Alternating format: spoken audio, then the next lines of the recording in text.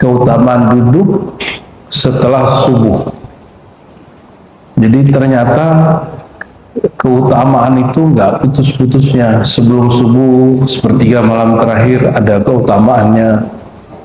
Bagi yang nggak sempat, mungkin dia ngantuk, maka lebihkan ibadah subuh. Ya. Famin dzalik anna man shalla subha fi jama'atin, siapa yang salat subuh berjamaah, berarti syaratnya berjamaah. Summa qa'ada yadhkurullah, lalu dia duduk sejenak berzikir kepada Allah hatta tatlu asyams.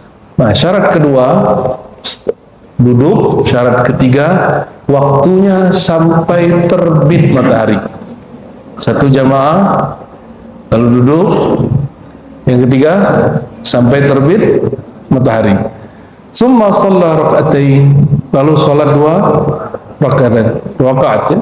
Kanat lahu ka'ajri hajjatin wa umratin tamah. Tamah 3 kali, ya, tamah.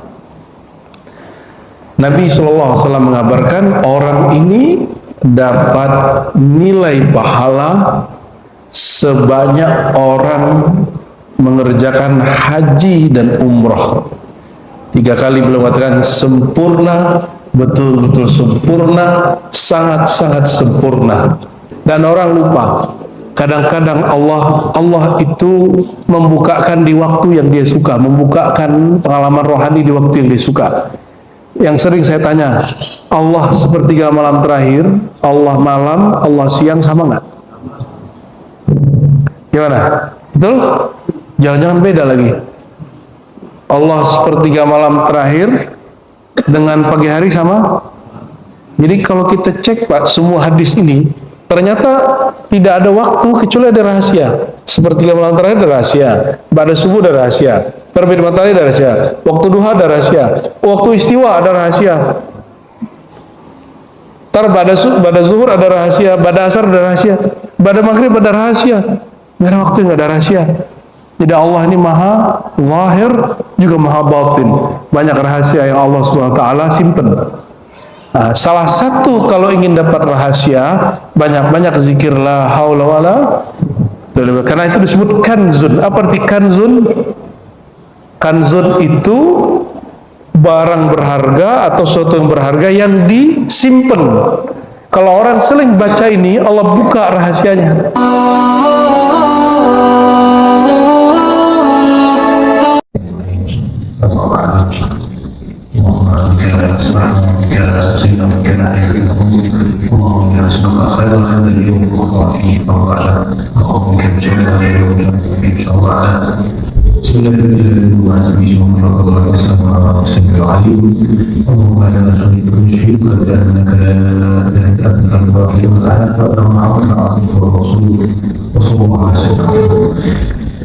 Baik jemaah sekalian yang diberkahi Allah, kita masuk di bab akidah mukhtasar daripada Imam As-Sanusi Rasulullah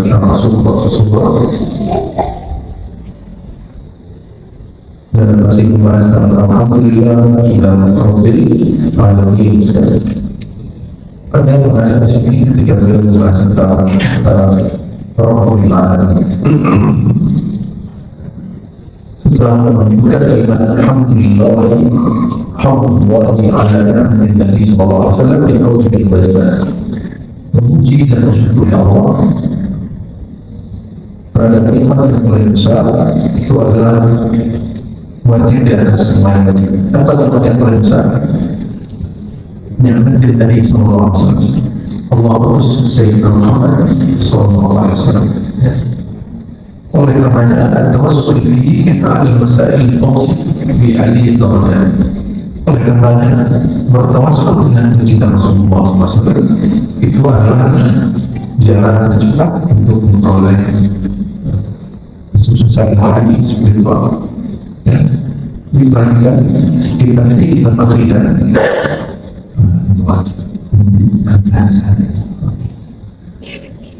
Kita ini termakinan ya, dan dia melakukan tawasul di mukadimah.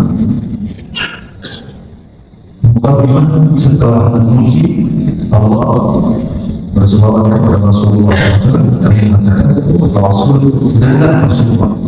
Tawasul itu dihidupkan. Apa kata Rasul? Kata wasilah, wassalah, tawasul. Tawassulan, tawassal artinya mengambil jalan, mengambil perantara dia agar cepat sampai ke Allah. Bukan menyembah sesuatu agar sampai pada menyembah Allah. Tidak, itu syirik.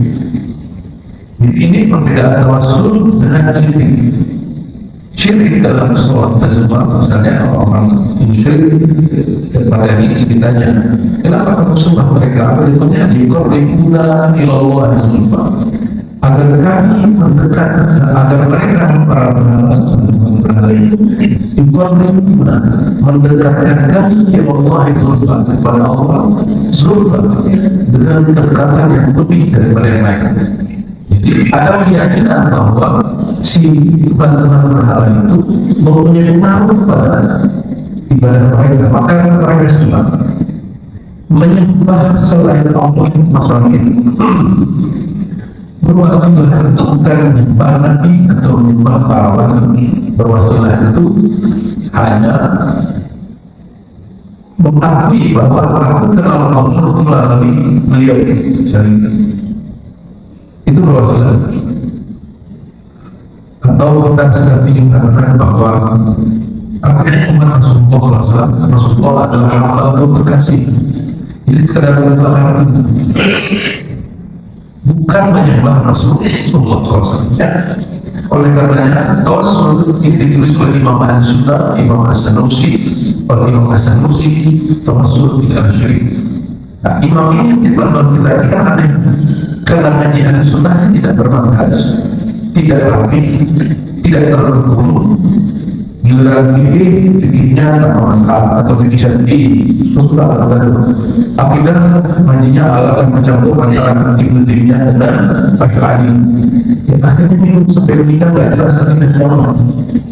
Itu yang saya alami sampai ke bulan 6. Dari sifat hukum tapi saya berbagi pembagian kerugian sebagai sifat itu ya atau yang tiga itu bikin kita bingung seperti itu. Bahkan saya suka mengatakan aku bayangin Asy'ari itu sunnah sampai kalimat termuncul kita kalimat tidak berbahaya. Jadi ini berbahaya ya pencirian nanti silakan cari saya sudah ada PDF-nya dari saya profesional teologi muslim ya, tapi kayaknya pesan mereka yang lama ya benar sunnah itu masih kita dan stok mungkin ya lumayan ada banget. Hasil yang saya itu adalah jadi akidah Sunnah Asy'ari itu penciriannya kalau ngaji sampai sifat hukum. Babnya bukan itu sebenarnya, tapi memulai dari wajib akli, wajib syar'i, mustahil akli, mustahil syar'i. Jadi ketika belajar tentang tauhid, mengetahui apa yang wajib kita ketahui pada sifat Allah, apa yang mustahil pada Allah, itu pencirian dari Sunnah. Kalau mendapat di sini, dia akan memikirkan tentang Allah. Beda kan? Memikirkan tentang Allah boleh? Boleh tak memikirkan tentang Allah? Boleh. Maka dibuatlah di situ oleh Imam As-Sanusi, Imam Asy'ari sebelumnya, mana wilayah akal, mana yang adalah wilayah akalnya, wajib akli, mustahil akli. Ya, jadi akli dan tidak ada Islam dan sebagainya itu makhluk sekali. Maka orang kalau membesarkan akli ini dia akan kuliah apa mengambil tentara dari orang ini satu S2 S3 saya tidak membayar mahasiswa karena saya hanya mahasiswa ya, kita belajar mahasiswa ada yang satu ya S3 kalau nggak di sini kalau sampai sana. Sedangkan Salafi yang merupakan banyak yang tidak sadar rububiyahnya, mereka menggunakan tauhid yang tidak rububiyah semawat pencirian tauhid yang mengklaim lebih halus sunnah dari rububiyah bahwa tidak pernah sembarang kepada Allah, rububiyah dari pencipta saya Allah sifat-sifat ya, menerima sifat-sifat Allah tanpa ketakdiran. Kayaknya betul-betul itu banyak. Tapi rububiyah asma wa sifat. Bagi saya ini bukan kritik, tapi saya sedang menasihkan. Ini saya lagi jelaskan akidah yang penting. Orang yang percaya tentang rububiyah bahwa Dia pencipta saya itu imannya sungguh-sungguh. Nah, dia menerima bahwa dalilnya tadi orang musyrik yang yakini. Siapakah penciptaan itu? Saya menurut Allah. Mereka menjawab itu adalah Allah. Atas dasar ini kita tidak mengatakan orang yang percaya bahwa Allah adalah pencipta langit bumi perlu untuk beriman secara sempurna. Kalimat ini mesti oke. Inilah akidah Asy'ari, orang-orang Asy'ari, para Sufi, para filsuf, dan agama-agama lain orang musyrik. Disamakan akidah Asy'ari dengan disamakan akidah Asy'ari itu sesama muslim saudara kata. Disamakan dengan orang penyembah berhala. Di situ yang pentingnya tanpa dia sadari mengkafirkan saudara sesama muslim. Ini khas kota. Itu sebabnya saya dari bulan ini kenal itu sampai bulan ini berubah. Itu sibuk sekali untuk mengkritisi walau di mana hanya untuk melawan akidah Islam. Tapi 2022 ada seseorang datang kepada kami dan menegur saya. Sampai kapan kamu sibuk dengan akidah orang? Tapi lu bangun akidah urusan sendiri. Ya, maka urusan saya dengan doa Sina asal. Tapi saya sudah ngomong deklarasi orang. Karena orang mau dari sini, kita jadi manusia. Bagi ini penting ya, orang-orang yang tahu ini harus tahu ini. Bagi dia rububiyah berbeda dengan rububiyah. Rububiyah itu seseorang menuhankan hanya Allah dan hanya menyembahnya. Ini tapi mengatakan inilah tauhidnya kami. Dan kelompok mereka tidak sedikit di dunia. Jadi masalahnya di mana? Istilah dia tidak masalah, yang masalah definisinya. Di kita ada istilah rububiyah, tapi bukan seperti itu definisinya. Ya, oleh karenanya tapi silakan semua aliran-aliran teroris di dunia, hampir semua, tidak semua, hampir semua itu pakai teknologi itu dunia itu sifat. Tapi kemudian mereka berkata begini. Contoh ISIS, tahu ISIS? ISIS ini itu macam sekali. Dia akidah trilogi ini diajarkan oleh Muhammad Aman, sehingga saya namanya itu mulai dari mana? Mana tahu itu salah satu aliran salaf yang paling satu. Paling dan mereka tidak menguntungkan mereka wajib hafal kita atau ini amal bahar ya sebelum yang membatalkan Islam dari Muhammad bin Abdul Wahab. Inilah dulu saya menjadi sebelum buku tapi menimba dia semua sifat.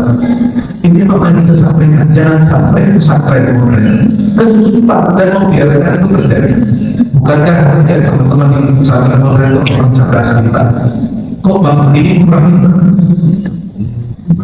Dulu pendiri pesantren kemudian itu akidahnya harus sunnah. Tapi ketika tahu ada apa yang menyebabkan dengan Saudi, baru ganti akidah harus sunnahnya dengan tauhid. Al-Sunnah dari sini Saleh Fauzan dia mengatakan syirik itu salah satunya tawassul dengan memakan maulid Nabi itu bagian dari kufur karena tasawuf berat masalah. Maka teman-temannya mati ya. Kalau ada usulan mengatakan merayakan ulang tahun itu syirik kufur itu teman-temannya. Dari giliran dia ulang tahun kalau ganti pakai masalah. Kalau pakai masalah boleh begitu. Yang apa itu diberi kalau pakai masalah mengambil organisasi tidak konsisten. Coba lihat di mana konflik sama dengan Natal. Ada teman di bagian mana maulid sama dengan Natal? Natal masih masalah ada bedanya. Baik akidah ataupun tradisinya berbeda 100% dengan yang sama. Tapi kita soal Ustaz, yang kitabnya dipakai di pesantren modern, yang mereka nggak tahu saya tentang apakah sudah nggak mau menerima kritik, apakah ingin melakukan perbandingan mazhab, tapi mazhab apa yang mengembalikan mazhab yang belum selesai? Kita kalau mengkaji mazhab fikih, Syafi'i kita berbeda. Kalau membandingkan sama ya. Makanya jangan heran Bapak Ibu, pesantren-pesantren modern kebanyakan tidak suka maulidan. Kebanyakan maulid itu nggak ada urusan dengan akidah. Maulid itu hanya bab syukur, terima kasih. Tapi oleh Shalih Fauzan dia samakan dengan akidah. Apalagi tawassul itu hanya kaifiat berdoa. Tapi oleh Ibnu Taimiyah, Muhammad bin Wahab bin Bas, ya siapa namanya Albani, dia masukkan kepada bab ibadah, tauhid, akidah, nggak nyambung. Jadi jika definisi mereka tawassul itu menyembah wali-wali para nabi agar dekat kepada Allah, sepakat nggak kalau itu haram, itu syirik? Sepakat? Coba tanya kiai-kiai kita, ulama-ulama kita, mulai dari ulama Jawa sampai Al-Azhar, sampai ulama Tonja, sampai ulama Tunis, sama semua bertawassul. Tawassul itu bukan produk NU, Bapak Ibu. Al-Azhar itu ulamanya 100% bertawassul, kecuali Yusuf. Syekhul Azhar dia bertawassul. Dia seorang sufi, tapi bukan mursyid. Abang dia mursyid tarikat Khalwatiyah. Mesir salah satu pusat Khalwatiyah, dan beberapa generasi Khalwatiyah menjadi tarikatnya Syekhul Azhar, pemimpin Al-Azhar. Contohnya mulai dari Ahmad As-Sawi, ya, Ad-Dardir, Syarqawi, ya, itu Syekhul Azhar, grand Syekh Al-Azhar, itu mursyid tarikat. Dan salah satu amalan sufi adalah bertawassul. Kira-kira Syekhul Azhar nggak ngerti bab syirik? Jadi kalau nggak percaya sama saya, kalau nggak percaya sama orang NU, orang Perti, Persatuan Tarbiyah Islamiyah, kalau nggak percaya sama Nahdlatul Wathon karena sesama lokal kayaknya kurang percaya, ya sudah, coba jalan-jalanlah ke Yaman, jalan-jalanlah ke Yordan, jalan-jalanlah ke Suriah, jalanlah ke India, Pakistan, jalanlah sampai ke Maroko sana. Ya. Ma min majlisin illa wa fihi at-tawassul bin Nabi SAW. Tidak ada majelis kecuali sudah tawassul. Ibnu Taimiyah dia tidak menolak tawassul secara mutlak. Bagi dia tawassul dengan cinta dan iman kepada Nabi itu masih boleh. Ini akibat Ibnu Taimiyah menolak mantik. Jadi definisi kita selalu jomplang sama dia. Iman kepada Nabi, cinta kepada Nabi, ini boleh dijadikan tawassul. Saya mau tanya, kalau Nabinya nggak ada, imannya ada nggak? Nabinya nggak ada, cintanya ada nggak? Nggak ada.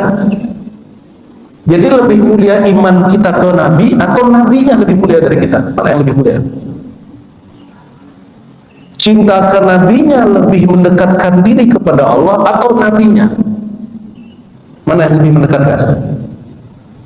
Cinta kita atau Nabinya? Yang mana Pak? Saya kasih analog lain. Lebih besarkah cintamu kepada Nabi daripada Nabi itu sendiri? Mana yang lebih gede? Cinta Nabi, cinta kita ke Nabi, apakah itu lebih mulia daripada Nabi itu? Mana yang lebih mulia? Nabi? Sehingga orang sadar bahwa bertawassul, kata Ibnu Taimiyah, yang boleh tawassul dengan amal soleh. Amal soleh. Adakah amal tanpa ada sumber amalnya? Sumber amal solehnya Rasulullah itu sendiri. Betul nggak?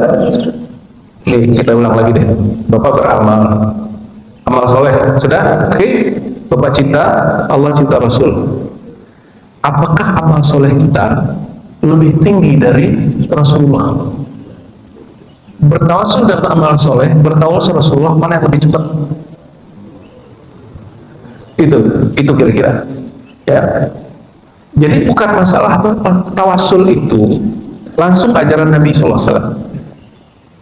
Namun yang membedakan antara boleh tawasul dengan orang hidup hadir dan tidak boleh dengan yang mati gaib, itu penafsiran Albani, bin Baz, Muhammad Wahab sampai ke atasnya Ibnu Taimiyah. La yasbiquhu ahadun wala ta'ifatun, ya, tidak ada sebelum mereka kelompok yang sampai sesaklek itu. Bayangkan sampai abad ke-7 ke-8 gak ada ulama begitu. Oleh karenanya mazhab Hambali bedakan dengan Salafi. Al-Imam Ibnu Qudamah itu bertawasul. Imam Ibnu Qudamah bertawasul. Yang lucu, Bapak pernah dengar Syekh Ahmad Khatib Al-Minangkabawi, mufti di Mekah, itu diimagekan Wahabi. Saya teliti 5 kitab dia, pembukaan dan penutupnya tawasul. Hanya karena dia mengkritisi tarekat Naqsyabandiyah yang melakukan satu teknik namanya Rabitatul Mursyid, ya, berkoneksi dengan batin mursyid. Tapi kita yang kaget apa? Syekh Yasin Al-Fadani punya silsilah sanad tarekat Khalwatiyah melalui Ahmad Khatib Al-Minangkabawi, jalurnya ke atas Ahmad Khatib kepada Ahmad Zani Dahlan, kepada Abdullah Syarqawi Syekhul Azhar. Jadi nanti kalau Bapak ketemu Syekh orang-orang tamatan Azhar membidahkan tawassul, hanya balik aja, kamu Azhar yang mana? Azhar Kebayoran apa Kairo gitu, Pak? Hanya balik aja, ya, itu beda. Al-Azharnya beda. Baik.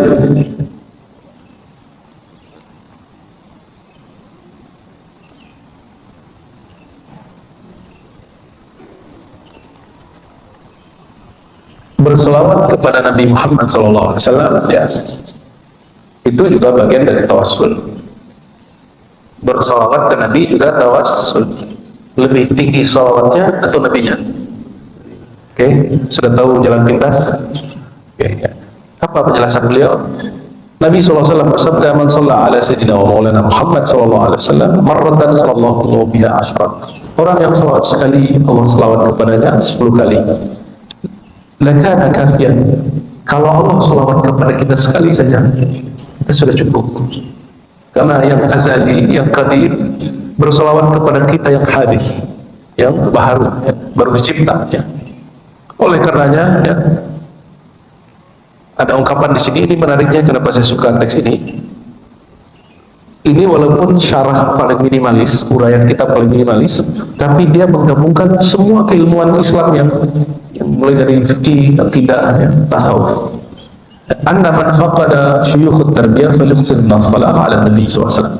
Dia mengatakan, qad ra'aitu li badi'at at-tasawuf, kata Imam Sanusi, saya melihat sebagian imam-imam sufi berpesan, siapa yang belum mendapatkan guru mursyid, syuyukh tarbiyah. Jadi istilah tarbiyah, gerakan tarbiyah yang sekarang menjadi istilah salah satu pergerakan di Indonesia, itu sebenarnya milik para sufi, ya, tapi dipakai oleh kawan-kawan itu. Gak apa-apa, bagus, pertanda ada apa namanya, al-athar al-ilmi, ya. Jika kita tidak ketemu seorang pemimpin rohani, faliksirna salati ala Nabi SAW, perbanyaklah salawat kepada Nabi SAW. Fa'innahu yasilu bihi ila maqsidihi. Nanti salawatnya akan menghantarkan dia kepada Syekh Mursyid. Ya, jangan jadi alasan kalau gitu aku salawat aja deh, ya, gak usah pakai mursyid, gengsi. Syekh Muhammad Zahid Al-Kausari menukil salah satu kalam dari ulama juga. Beliau ini ulama hadisnya, orang yang mengatakan siapa yang bisa bimbing saya, ya, apa kata dia? Siapa yang bisa bimbing saya? Ya. Saya nggak pernah melihat orang yang lebih zuhud, yang hatinya bening, yang tidak cinta dunia. Saya nggak lihat. Oleh karena itu saya tidak bermursyid. Orang begini, kata Zaid Kausari, dinukil dari masyayikh, ada suatu masalah di kalbunya, ya. Apa masalahnya? Sedikit ada kesombongan dalam dirinya, ya. Nah, ada beberapa syekh kita yang pernah ngomong begitu, tapi di akhir hayat mereka tobat, ya. Saya sudah kan, guru-guru saya yang begitu, saya ini siapa yang bisa mimpin saya menjadi beramal thariqah. Ternyata di akhir hayat jumpa. jumpa orang yang dia tidak sangka-sangka. Ya. Baik.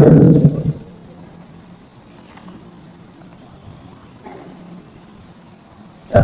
Kenapa ada orang ngomong begitu? Karena dia terhijab oleh dirinya. Nah, jika dia banyakin sholawat, sholawat itu sama dengan zikir. Dia berfungsi pertama takhalli. Apa takhalli? Membersihkan. Kalau sudah bersih, maka dia akan bertahalli, sholawat tahliyah. Sholawat itu akan melekatkan pada dirinya nur. Jadi awalan dinetralkan, nanti kemudian disematkan nur oleh Allah.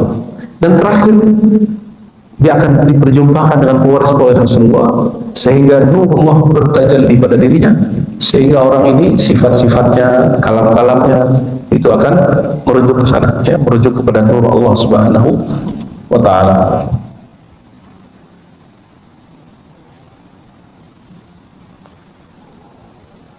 Coba perhatikan Bapak Ibu, kenapa setiap kali selesai puji-pujian kepada Allah terus kita selawat? Enggak, segala puji milik Allah, habis itu malah kita berselawat. Ini dari mana gitu?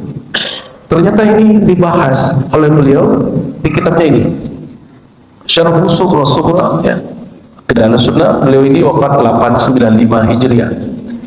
Jadi kita ini kan ikut-ikutan aja, taklid. Orang mulai dari puji-pujian lalu sholawat, lalu kita ikut-ikutan. Kalau beliau jawab, apa sebabnya? Kenapa setelah memuji Allah terus bersolawat? Lalu beliau mengatakan, lahu munasibun min awjuh.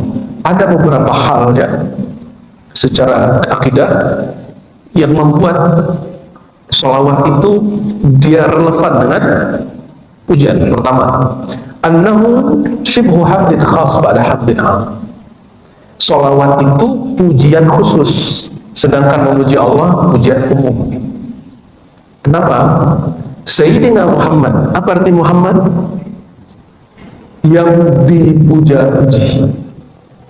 Nah, ini kritik kita kepada salah satu lembaga fatwa di negeri ini, ormas di negeri ini, yang mengatakan kesalahan sebagian masyarakat baca maulid Nabi, simtidrar, apalagi Barzanji, itu karena di dalamnya ada pujian-pujian kepada Nabi yang berlebihan.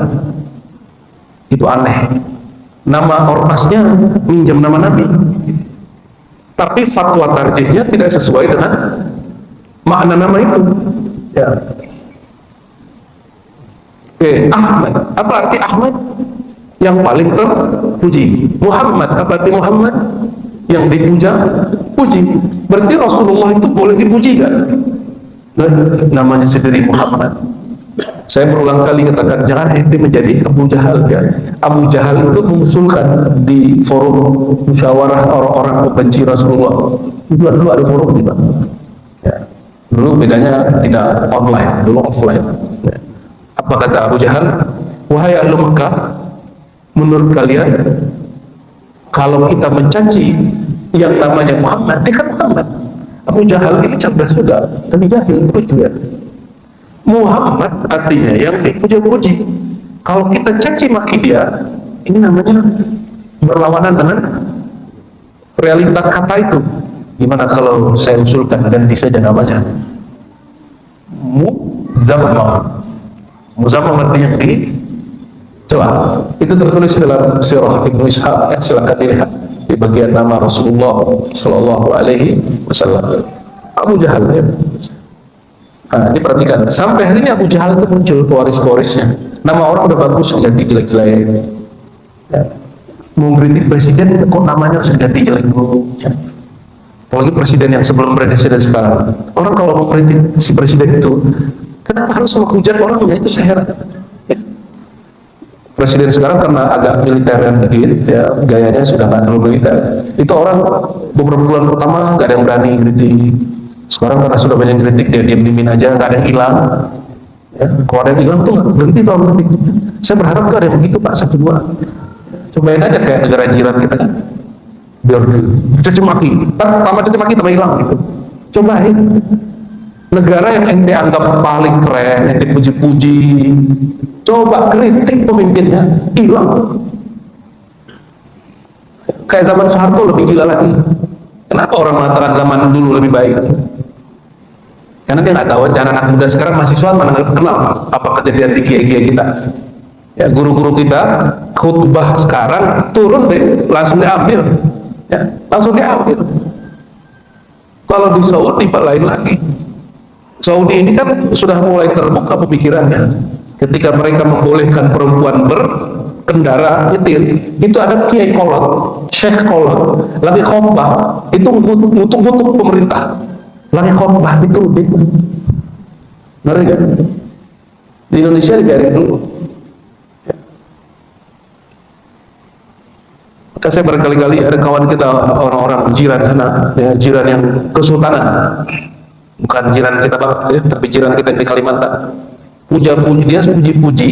Salah satu kritikus, tapi seorang habib di negeri ini, yang melaknat-laknat pemimpin masa sebelumnya. Saya tanya sama dia, menurut coba kamu pikirkan, pemimpin kami, sultan kamu. Lalu ada seorang habib kiai mencaci maki dia di majelis. Umur dia berapa detik, saya tanya gitu. Iya. Udah sampai hari ini nggak ada lagi dia muji orang ini. Paham nggak maksudnya? Kita ini karena melihat rumput tetangga lebih bagus, lebih hijau. Ya, melihat negara sebelah lebih islami, padahal itu nggak islami. Ya, jadi mulailah bersyukur itu. Mensyukuri hari-hari ya, majelis begini perlu izin pemerintah. Nah ya, nggak perlu. Itulah alasan saya hampir setiap hari mendoakan pemerintah, siapapun pemimpinnya, karena mereka sudah kasih kebebasan saya berceramah, mengajar, bikin majelis. Itu yang membuat saya, ya Allah, mohon berkahi para pemimpinnya, para ulamanya. Nah itu, terserah kalian mau caci maki pemimpin kita, itu urusan kalian. Tapi untuk diri saya sendiri, saya sudah pernah ceramah di beberapa wilayah di luar negeri sana. Itu harus pakai surat ini, pakai surat itu, ribet. Negara udah kecil, izinnya ribet. Katanya negara Islam. Negara ini mulai dari ujung Sabah sampai Merauke, itu bapak bebas mau ceramah, hatta mau caci maki pemerintah. Pilih, mau mencaci maki atau mensyukuri. Pilih. Saya memilih dakwah mensyukuri nikmat Allah Subhanahu wa Ta'ala. Ya. Kaitannya adalah nikmat sebagai orang ini, orang negeri kita, ya, baldatut thayyibah, negeri yang elok. Ya, walaupun katanya apa, harga BBM naik Pak, nggak naik, beneran, serius. Kayaknya Indonesia santai aja ya. Sri Lanka katanya sudah langka. India sudah merana karena mereka sekutu Amerika. Indonesia aman-aman aja, tapi tenang Pak, tenang aja dulu. Indonesia biasanya akhir-akhir, negara paling santai, negara paling santai ya. Dulu ada teroris aja pada jualan sate kok sampingnya ya.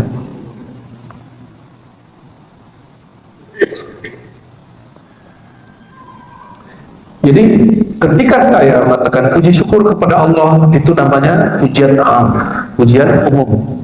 Lalu bersolawat kepada Rasulullah, itu pujian khusus.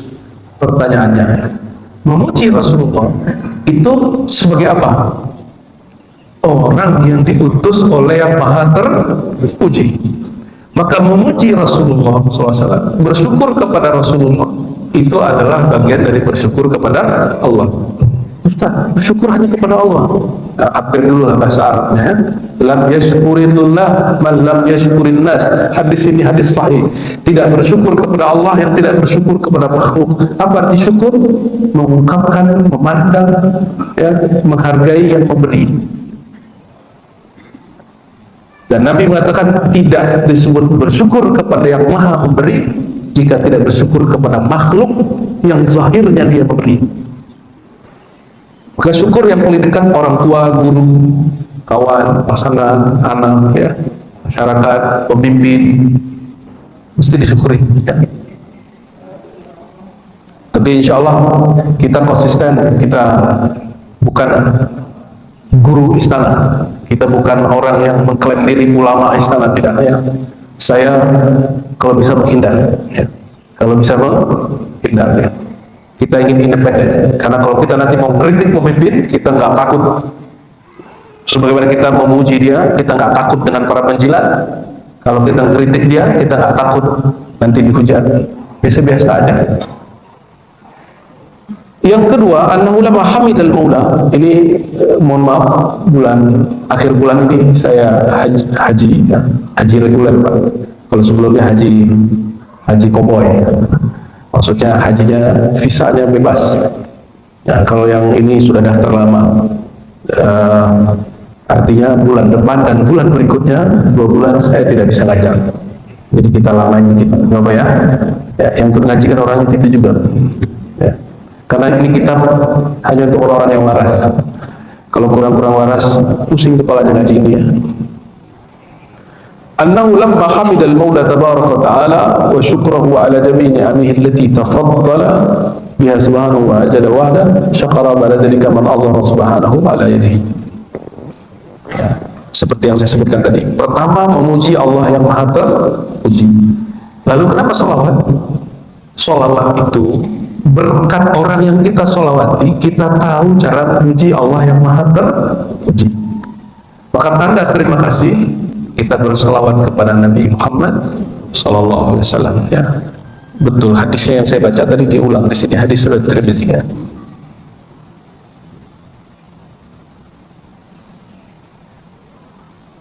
Berarti saya kenal Allah. Saya kenal Allah. Itu bagian dari nikmat diutusnya Nabi Muhammad SAW. Saya mau tanya Bapak Ibu, Bapak bisa sholat kalau Nabi Muhammad tidak ada sholat? Tahu sholat ya? Haji umrah, kalau Nabi SAW tidak contohkan, kita tahu haji umrah kan? Maka orang yang sholat tidak ditutup dengan salawat, salawatnya nggak naik, sholatnya nggak naik. Haji umrah tapi tidak ziarah, itu nggak elok secara adab.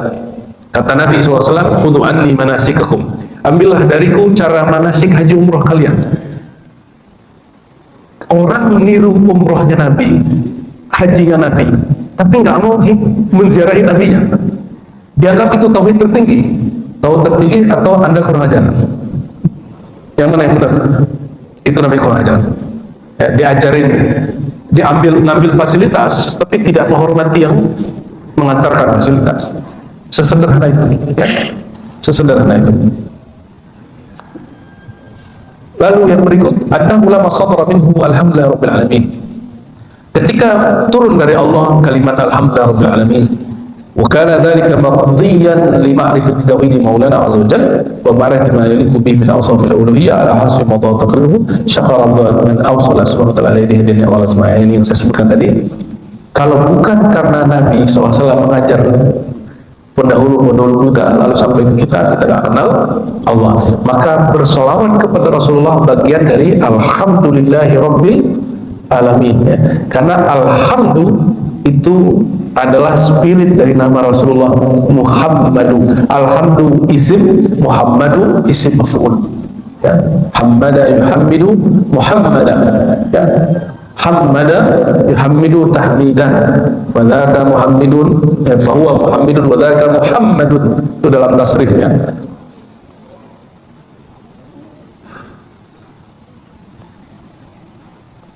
Kalau orang kenal Rasulullah, Rasulullah mengajarkan kalau memuji, siapa yang berhak dipuji?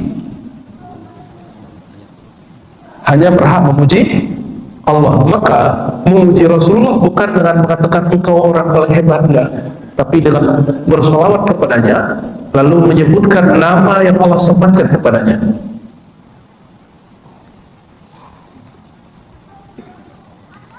Jika Rasulullah adalah nikmat terbesar, ayat surat Ad-Duha, akhir Ad-Duha apa kalimatnya?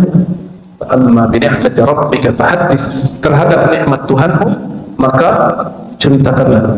Salah satu nikmat terbesar dalam pengalaman spiritual adalah berjumpa dengan Rasulullah, baik dalam keadaan mimpi ataupun setengah jaga ataupun jaga.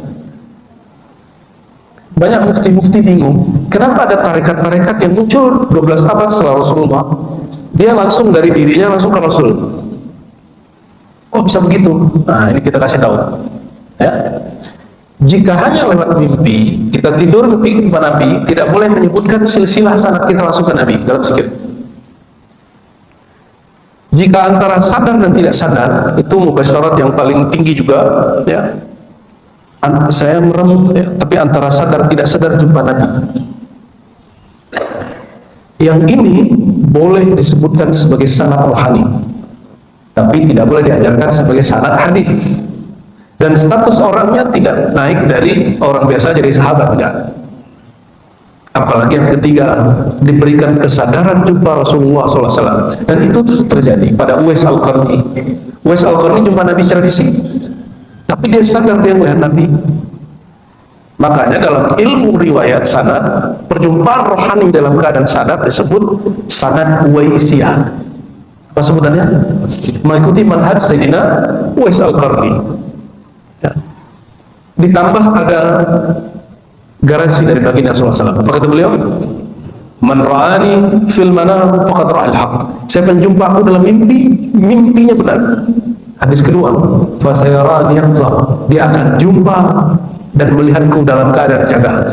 Jadi mimpi-mimpi ketemu Nabi tidak berhak disebutkan sanadnya, tapi jika ada berjumpa secara zahir, Rasulullah kan sudah wafat. Iya, wafat secara jasadiah. Jika rohani seseorang kesadarannya melewati jasadiahnya, dia akan jumpa secara rohani dengan Rasulullah SAW. Ya, inilah dasarnya Sidi Ahmad Tijani, Muhammad Al-Karim Samad, ya, siapa lagi, Maulana Khalid, muridnya Ismail An-Narani, dan masyaikh-masyaikh besar, ulama-ulama ahli sunnah, mereka mengatakan, aku langsung mengambil dari Rasulullah secara rohani. Dan itu dibenarkan secara rohani. Syaratnya bukan lewat mimpi. Apa jaminannya? Jaminannya hadis Nabi Muhammad SAW, dan ulama jika dia terpercaya, dia mustahil berdusta. Tentu dibenarkan, boleh dipercaya bagi yang percaya sama ulama itu, ya. Sedikit lagi, apa yang menarik di sini? Beliau menjelaskan tentang makna Rabbil Alamin. Rabbu itu salah satu bentuk lain daripada kata bendanya adalah tarbiyah. Tarbiyah bahasa Indonesia itu dari bahasa Arab, artinya pengarahan pendidikan. Atau juga diartikan Allah menjaga merawat, itu tarbiyah. Juga dari Rabba, Rabbi, tarbiyah, Allah melestarikan untuk dimunculkan atau dihidupkan. Lalu beliau menyebutkan ada dua jenis tarbiyah. Tarbiyah ammah, tarbiyah khasah. Tarbiyah ammah, tarbiyah umum. Allah menciptakan kita, lalu kita membesar, ya. Al-ijad wa tanmiyah, wal imdad bil haya, diberikan hidup, wal hawas, diberikan panca indera. Semua yang ngasih orang tuanya itu Allah. Benar? Yang ngasih kita pendengaran orang tua apa Allah? Ngasih makan orang tua, tapi ngasih pendengaran Allah. Oke. Yang ngasih itu Allah memberi, itu namanya tarbiyah ammah. Tarbiyah ammah. Lalu ada tarbiyah pendidikan pengarahan khusus. Apa itu? Tarbiyah ruhaniyah, pendidikan pengarahan khusus bil ulum wal ma'arif ilmiah wal amaliyah, dengan ilmu ma'rifat ilmiah dan amaliyah, dhabtil harakat was sakanat, ya, cara beramal, ya. Wa hadhihi tarbiyah hiya al-azizah syarifah, dan tarbiyah inilah yang mulia, yang mengantarkan kita kepada al-fawz bi ridha maulana, mendapatkan ridha Allah Ta'ala, wa tamattu' bima la yutahbi wa wasihim min na'imil jinan, mendapatkan kenikmatan surga, dan itu mustahil kalau tidak melalui jasa Rasulullah SAW. Oleh karenanya tarbiyah ammah itu dari Allah, maka Allah dipuji secara umum. Tarbiyah khasah dari Rasulullah SAW, dan tarbiyah khasah ini dibagi-bagi lagi, ada yang mutlak, ada yang tidak mutlak. Yang tidak mutlak dari guru-guru mulia, maka satu huruf kata Sayyidina Ali, orang ajar aku adalah budaknya, aku adalah orang yang berhak disuruh-suruh olehnya. Itu kata Sayyidina Ali, ya, maksudnya kalau bukan karena mereka, aku tidak kenal Allah. Maka dengan ini kita doakan guru-guru kita yang ngajarin satu alif, ya, satu kata kebaikan, cara menghormati orang. Oleh guru-guru yang membimbing kita baca syahadat, yang mengartikan makna syahadat, yang mengajarkan makna Quran, yang baca Quran, dan lain sebagainya. Kita doakan untuk mereka, semoga Allah berkahi. Maka memuji guru-guru, mendoakan guru-guru, itu disebut dengan bersyukur khasul khawas. Ya, yang khusus daripada yang khusus.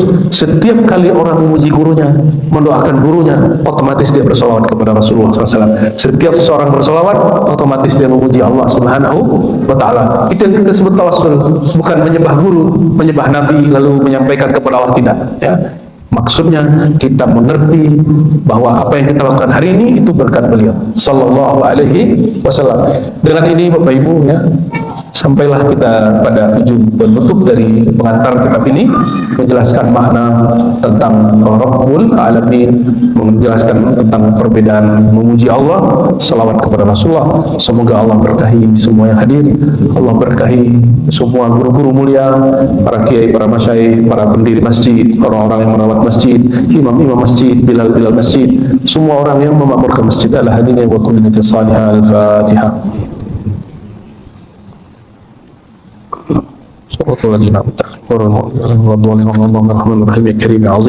Salli wa sallim barik ala Sayyidina Muhammad SAW. Allahumma ya Allah yang maha terpuji, yang maha baik, yang maha mengetahui semua kekurangan kami, ya man lahul hamdu was sana, salli wa sallim barik ala Sayyidina Muhammad. Kau maha tahu ya Allah, salawat kami, pujian kami tidaklah sempurna, maka ya Allah lakal hamdu wa lakal thana kama asnaita. Engkau maha terpuji sebagaimana engkau layak dipuji, bukan sebagaimana kami bayangkan bahwa engkau terpuji. Ya Allah, sampaikan salawat dan salam yang paling mulia kepada Sayyidina Muhammad SAW, sebagaimana beliau layak disolawati, bukan sebagaimana persepsi kami layak terhadap beliau. Kadang kami ya Allah memuji engkau bukan karena engkau terpuji, tapi karena kami ada hajat di hati. Ini tidaklah sempurna ya Allah. Begitu juga ya Allah, kami tidak bersolawat kepada Nabi sebagai tanda terima kasih kepada beliau, tapi kami bersolawat kepadanya karena ingin ada hajat kami diwujudkan. Allahumma ya Allah, meskipun ini tidak dilarang ya Allah, namun pujian dan selawat kami tidak sempurna. Famnun alaina ya Allah, maka berkahilah kami ya Allah, limpahkanlah nur pemahaman dan kemakrifatan pada diri kami ya Allah. Wa ma marra min yawmin wala lailin ya Rabb illa wa fihi ziyadah lana fi ulumina.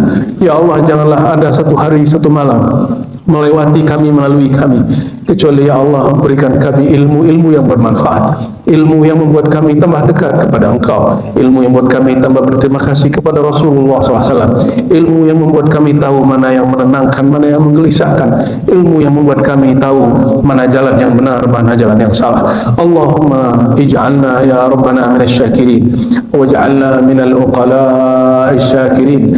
Allahumma ij'alna minal mutafakkirin wal mutadabbirin. Ya Allah, jadikan kami orang-orang yang ulul absar, jadikan kami ulul albab, yang tahu cara bersyukur, yang tahu cara bertadabbur dan tafakkur. Allahumma rabbana atina fid dunya hasanah wa fil akhirati hasanah wa qina adzabannar. Lakal hamdu wa sanaa kama asnaita kama yaliku an yusanna alayk. Wa salli wa sallim alayhi kama yaliku an yusalla alayh. Wa sallallahu alayhi wa baraka wa sallam. Alhamdulillahi rabbil alamin. Subhanakallah wa bihamdika, la ilaha illa anta, astaghfiruka wa atubu ilaik. Wa maaf saya kurang. Rasulullah, Allahumma salli wa sallim wa barik ala Sayyidina Muhammad wa ala alihi wa sahbihi ajma'in wa ba'du. Yang kita hormati Bagindo Pakih Buya Asfi, alhamdulillah beliau berkenan membersamai kita saling istifadah ya. Dan ini sangat menyenangkan hati saya alhamdulillah. Karena kita begini kalau nggak bareng-bareng nggak seru ya. Baca-baca sendiri nggak seru, dan masyayikh kita dari dulu mereka punya majelis-majelis yang begitu. Dan kalau masih ada yang bertanya di kolbunya kok zikir keras-keras ya, itu sama kayak orang main bola gitu ya, lagi asik-asik bolanya mau masuk itu, ya kita berhentiin. Tapi ya begitulah nikmat, dan itu nikmat dan hanya dirasakan oleh orang-orang yang merasakannya. La ya'rifuhu illa man zaqahu. Jadi kalau nggak pernah merasakan nggak tahu. Jadi teman kita udah asik merinding-merinding, kita masih mikir bid'ah nggak sih, bid'ah. Nah, kita asik di pikiran, dia sudah asik di zauq. Pilih mana? Nah, saya untuk menengahinya, kita kasih jalan tengah. Maka yang lembut dulu, la ilaha illallah. Jadi illallah dipanjangkan itu supaya nggak langsung ngegas dia. Nah, tapi kalau ala thariqah samaniyah wal qadiriyah itu ngegas langsung. Nah, di sini ada pakarnya itu, yang berdua di depan ini pakarnya itu.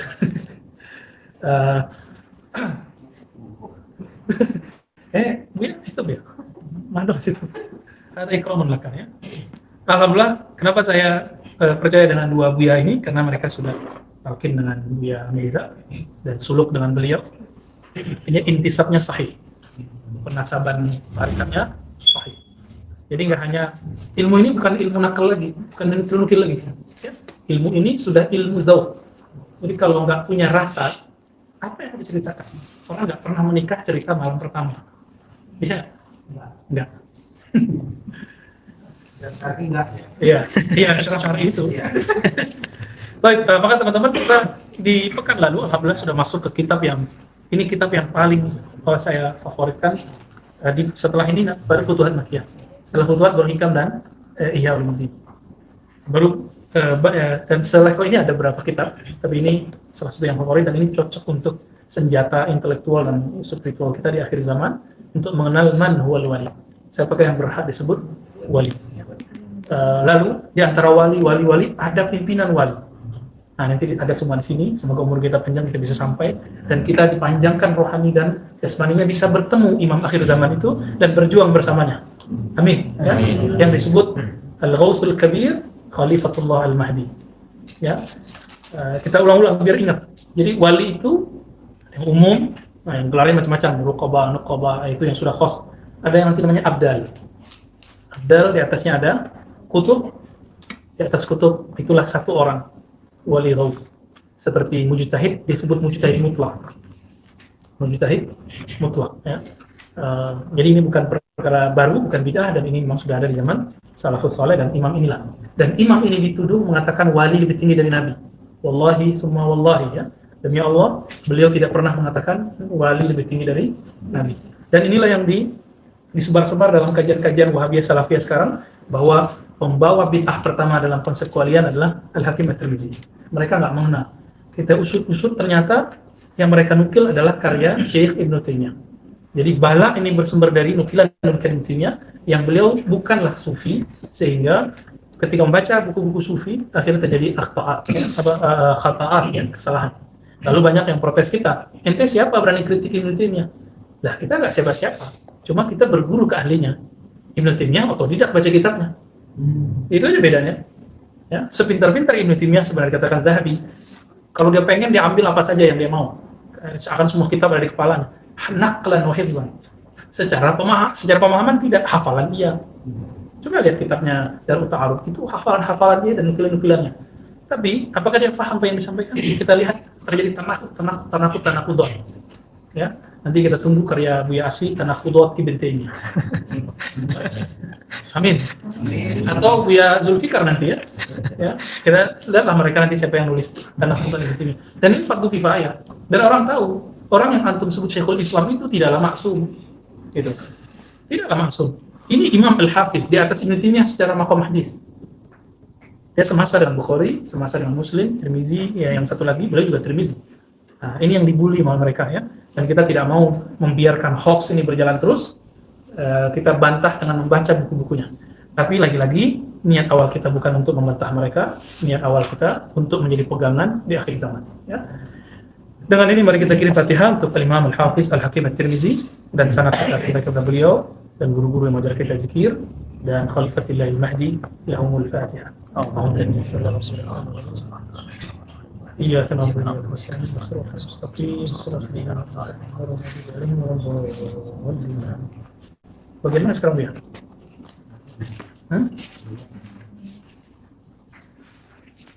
Oke. Kita lanjut aja ke Da'watul Haq wa Ijabatul 'Abd kali. Ada sebelumnya yang mau Buya baca? Sebelumnya ada yang perlu dibaca? Banyak ya? Kalian lanjut aja.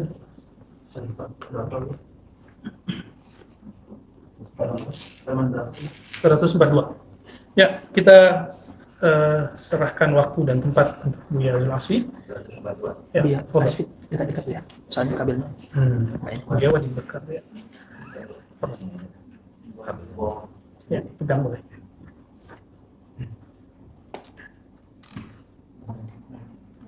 Seratus 42.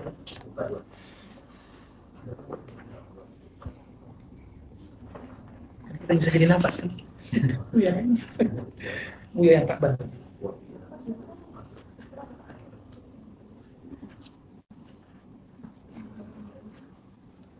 Bismillahirrahmanirrahim. Sebelum kita baca kitab ini, kita hadirkan hukum kita Al-Fatihah kepada Imam Al-Hakim Tirmidzi rahimahullah.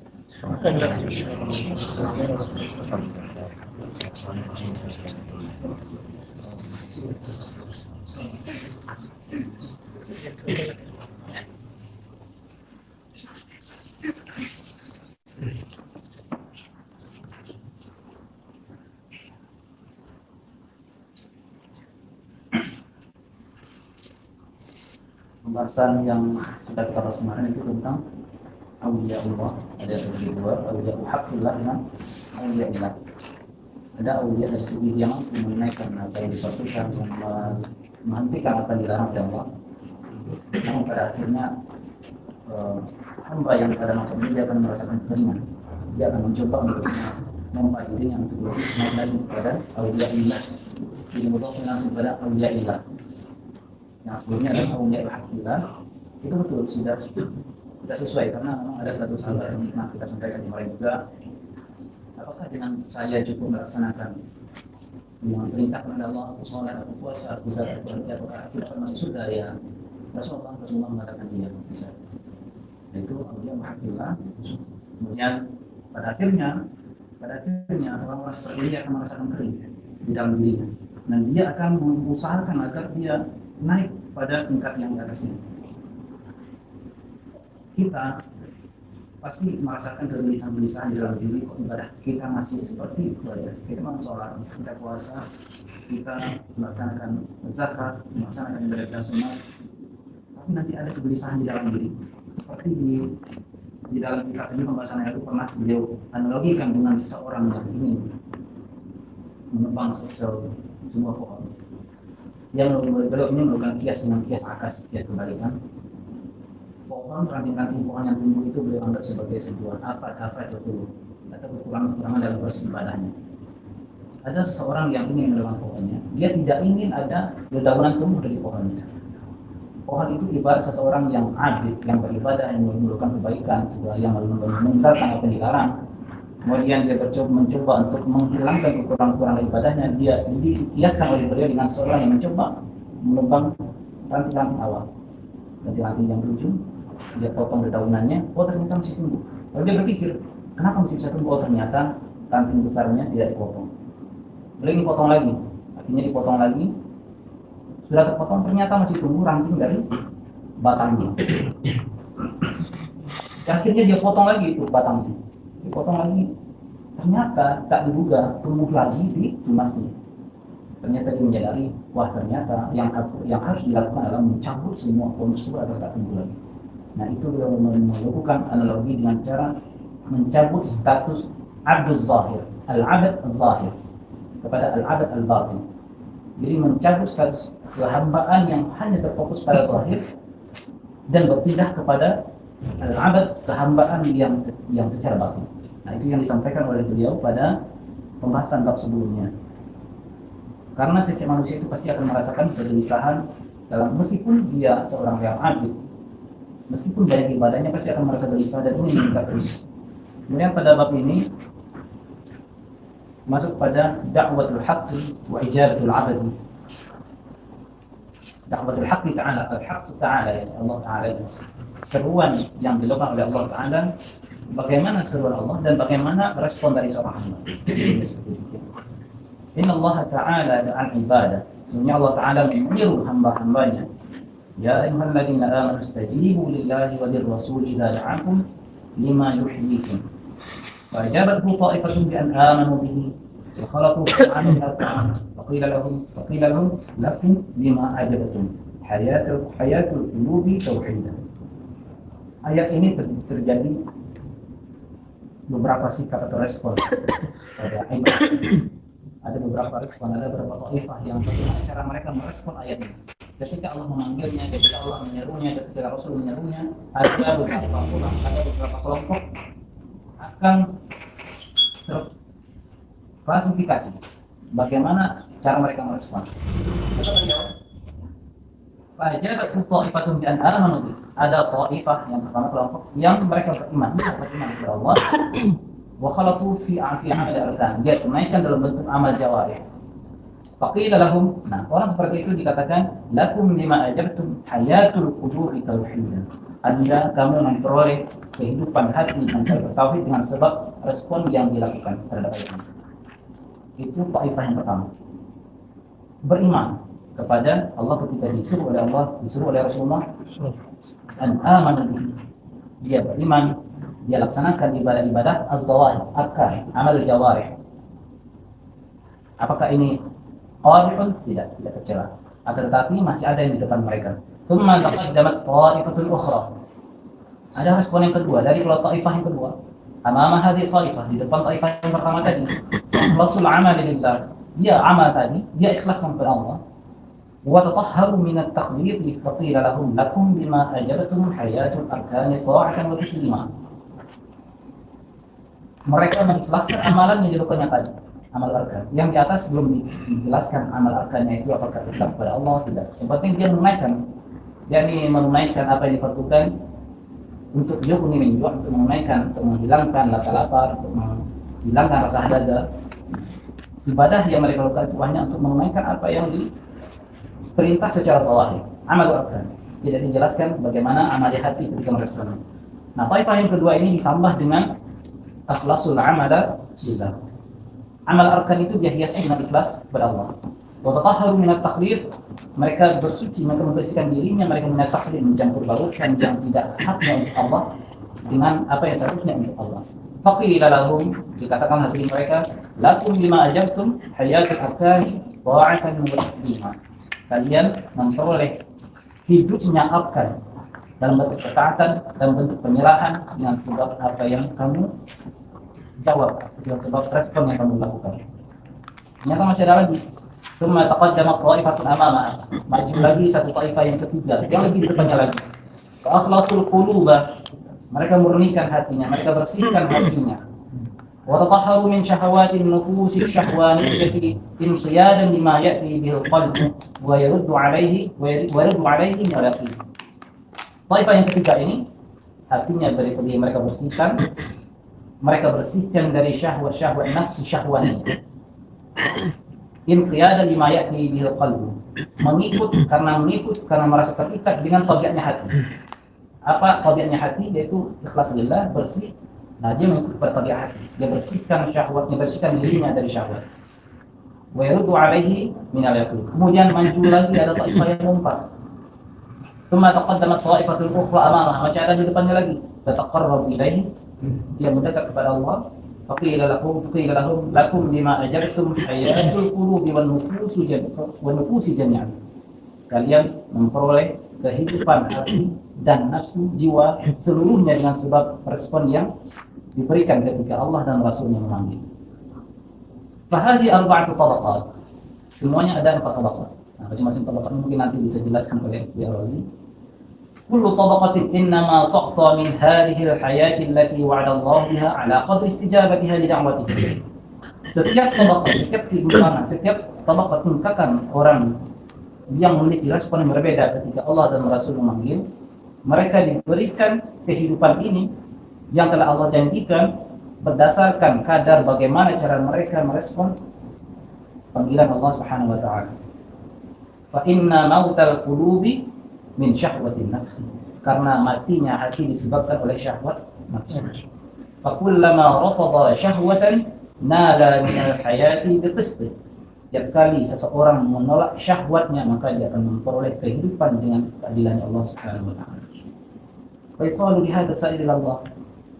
Maka ada mengatakan kepada orang yang sedang bersair kepada Allah, sedang sujud kepada Allah, sedang menuju kepada Allah Azza wa Jalla, innaka lan tanala al-wusul ilaihi wa ma'aka masyiatun li nafsik. Sesungguhnya engkau tidak akan bisa sampai kepada Allah kalau dirimu masih ada kehendak nafsu. Al-wusul ilaihi min a'zami masyiat. Padahal sampai kepada Allah itu adalah masyiat yang lebih agung. Bertemulah di sini dua masyiat nafsu dengan masyiat untuk menuju kepada Allah.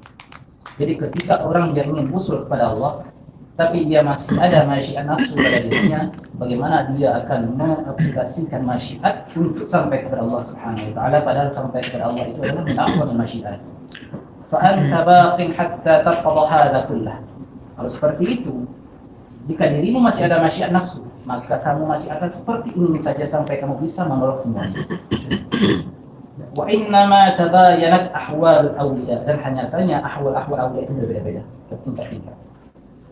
Wa ba'dal buni huna min ajli masyiatil wusul ilaihi wan nazru ila juhdihim wa sa'ubayyinu dhalika fi mawdihi insyaallah ta'ala.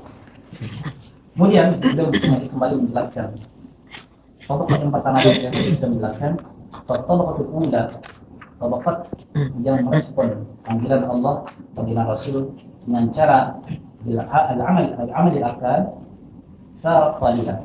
Tabaqatul ula sarat qalilan, dia berjalan tapi qalil. Falamma wajadat ruhal qurbati dhannat annaha qad asabatul quwwata kullaha fatabahbahat fi syahwatin nafsi من الضيافات واتخاذ الإخوان وبقبقة الكلام خاليا مما يأتيه. Dia berjalan, betul dia berjalan kepada Allah, tapi sedikit. Ketika dia memperoleh rasa dekat kepada Allah, sejenak saja, sedikit saja Allah kasih dia mauhibah pemberian masalah dekat kepada Allah, sedikit saja. Apa yang terjadi? Zanna annaha qad asabat quwwatullah. Dia mengira sudah memperoleh kekuatan batin semua. Dia tertipu maghruri. Fatabahbahat fi syahwatin nafs. Tabahbahat. Jadi dia bermain-main dan berkecimpung dalam syahwat nafsu yang tidak dia sadari. Minad dhiyafat, banyaknya tamu yang datang kepada dia. Wattikhadil ikhwan, dia mengambil ikhwan, mencari murid, padahal dia masih orang yang masih satir qalilan. Wa baqbaqatil kalam, dia berkumpul-kumpul dengan mengumpulkan kata-kata yang tidak bermanfaat. Baqbaqah ini kata lahu fil kalam. Baqbaqah lahu fil kalam khaliyan mimma ya'tihi, kosong dari apa yang seharusnya ada dia lakukan. Hatta istaulat ala riasah, sampai dengan yang sedikit itu, yang mauhibah yang sedikit itu, yang sebetulnya adalah ujian bagi dia, dia gunakan untuk memperoleh riasah, kepemimpinan, baik riasah dan masyarakat maupun riasah dalam strata ruhaniyah segala macamnya. Fi qaryatin, dalam satu kampung, atau nahiyatin, atau satu wilayah min nawahi, atau ala ta'ifatin min awla'il zamana, atau menjadi pemimpin dalam satu ta'ifah min haula'il zamna, baina juhal wa futyan wa nisa. Nah, dengan modal sedikit tadi, Allah sebetulnya menguji dia. Padahal dia sayurnya masih tidak sayrul qalilun, yang memberikan kepada dia digunakan untuk memperoleh duniawiyah dengan syahwat yang tadi. Kemudian apa yang dirasakan? Fastatabat tamhat tilka al-absari ilaiha. Dia merasa nyaman, merasa puas dengan pandangan orang, pandangan yang mengarah kepada dia. Tamhat itu terpusatnya pandangan orang pada dia. Dia menjadi objek. Dia merasa senang ketika dia menjadi objek penglihatan orang lain. Wa ta'zimahum laha, merasa senang ketika dia agungkan. Wa birrihim biha, dia merasa senang ketika orang berbaik kepada dia. Fahadhi samaratu sayyid, ya inilah buah dari perjalanan yang sedikit tadi. Sedikit tapi mereka tertipu dengan sedikit tersebut. Zahiruhu takhlid wa batinuhu mazbalah. Zahirnya takhlid, campur dari zahir saja sudah kelihatan. Sayurnya bagus, sayurnya kepada Allah bagus, tapi interaksinya dengan manusia yang menarik perhatian itu takhlid, yang berbau antara yang baik dengan buruk. Wa batinuhu mazbalah, batinnya lebih parah lagi, mazbalah. Sampah. Kumama. Fahadla yaqna hadha tariq. Hakikatnya orang-orang yang dalam pada dia itu adalah qadna hadha tariq. Mereka adalah orang-orang yang satunya dapat membinasakan tariq yang dia lakukan. Kemudian tabaqat yang kedua yang tadi dikatakan akhlasul qulub, yang akhlasul amaliyah, belum akhlasul qulub, masih akhlasul amaliyah. At-tabaqah tsaniyah sar qalilan, masih sar qalilan sama. ثم مزجت على الطاعات تلتذ بها حتى أدتها إلى العبادة الظاهرة فبقيت وفي نفسها مكان الفتن كالسيل والليل مثل التعظيم لأمرها والإعجاب بنفسها والكبر والتيه والنخوة والتصنع والمداهنة والطمأنينة إلى قبول الناس لها ورضاهم بمذهبها فأذنها مصغية إلى ثناء الناس عليها والفرح بمدحهم لها وخوف سقوط منزلتها عندهم لازم لقلبها tatawaqa lihada wa ta'tadilu wa tatamallaqu lihada. Tabaqat yang kedua sebetulnya lebih tinggi dari yang pertama tadi, beda-beda tipis. beda tipis, dia merasakan, dia tidak minta-minta, enggak, dia enggak minta-minta, tapi dia merasakan nikmatnya ketika betul dia masa nikmat ibadah zahirah, tapi masih ada dalam dirinya itu makanil fitan, sela-sela kegelapan dalam hatinya, seperti di Amerika, dia enggak menunggu ta'zim orang ini dilakukan orang pada dia, tapi merasa ta'zim sendiri, maju. Ta'zim di Amerika, dia sudah melakukan ibadah, ternyata saya sudah sukses beribadah, sudah melakukan apa yang artinya sudah sukses ya. Jadi orang ini sebenarnya i'timad 'ala al-amal. I'timad 'ala al-amal. Wa li'ajab nafsi 'ujub wal kibr. Watih. Al-kibr watih itu bisa bermakna ad-dhalal atau tergelinciran, wa nakhwah bermakna al-fakhr, bangga dalam hatinya. Tasannu' berbuat-buat. Alhamdulillah min dzalik. Wal mudahana wa tuma'nina ila qabulin nas. Dia merasa damai ketika orang merasa mau menerima dia, tidak merasa ada penyakit dalam hatinya yang mengancam, damai-damai aja. Waridahu bimadhabiha, ketika mereka orang yang kepada dia mengikut, dia damai-damai aja. Ketika orang mengikut kepada dia damai. Ada orang yang menghindar dari dia di masa gelisah. Fa'udhunaha, telinga nafsu, nafsu seperti ini masriyatu ila sanadna, telinganya lagi suka menangkap mana ya orang yang memiliki saya. Telinganya langsung menangkap pada dan mencoba mencicil dari mana ciri orang yang diamat kepada dia. Wal farah bi bad'iha, dia gembira ketika dipuji. Titik wa khawfu suquti manzilatiha 'indahu lazimun liqalbiha. Ketakutan jatuhnya kenikmatan dia di sisi mereka, di sisi pengikutnya, lazimun liqalbiha, itu adalah sebuah kelaziman bagi hatinya yang kotor tersebut. Orang yang memiliki hatinya kotor, yang memiliki hasrat batin, hasrat khafiyah, yang ingin mendapatkan pengikut, ketika orang menghindar dari dia, ketika orang jauh dari dia sangat takut. Nah, itulah wa khawfu suquti manzilatihi 'indahu lazim liqalbihi. Tatara'a li hadha wa ta'tadir wa tamallaqu li hadha.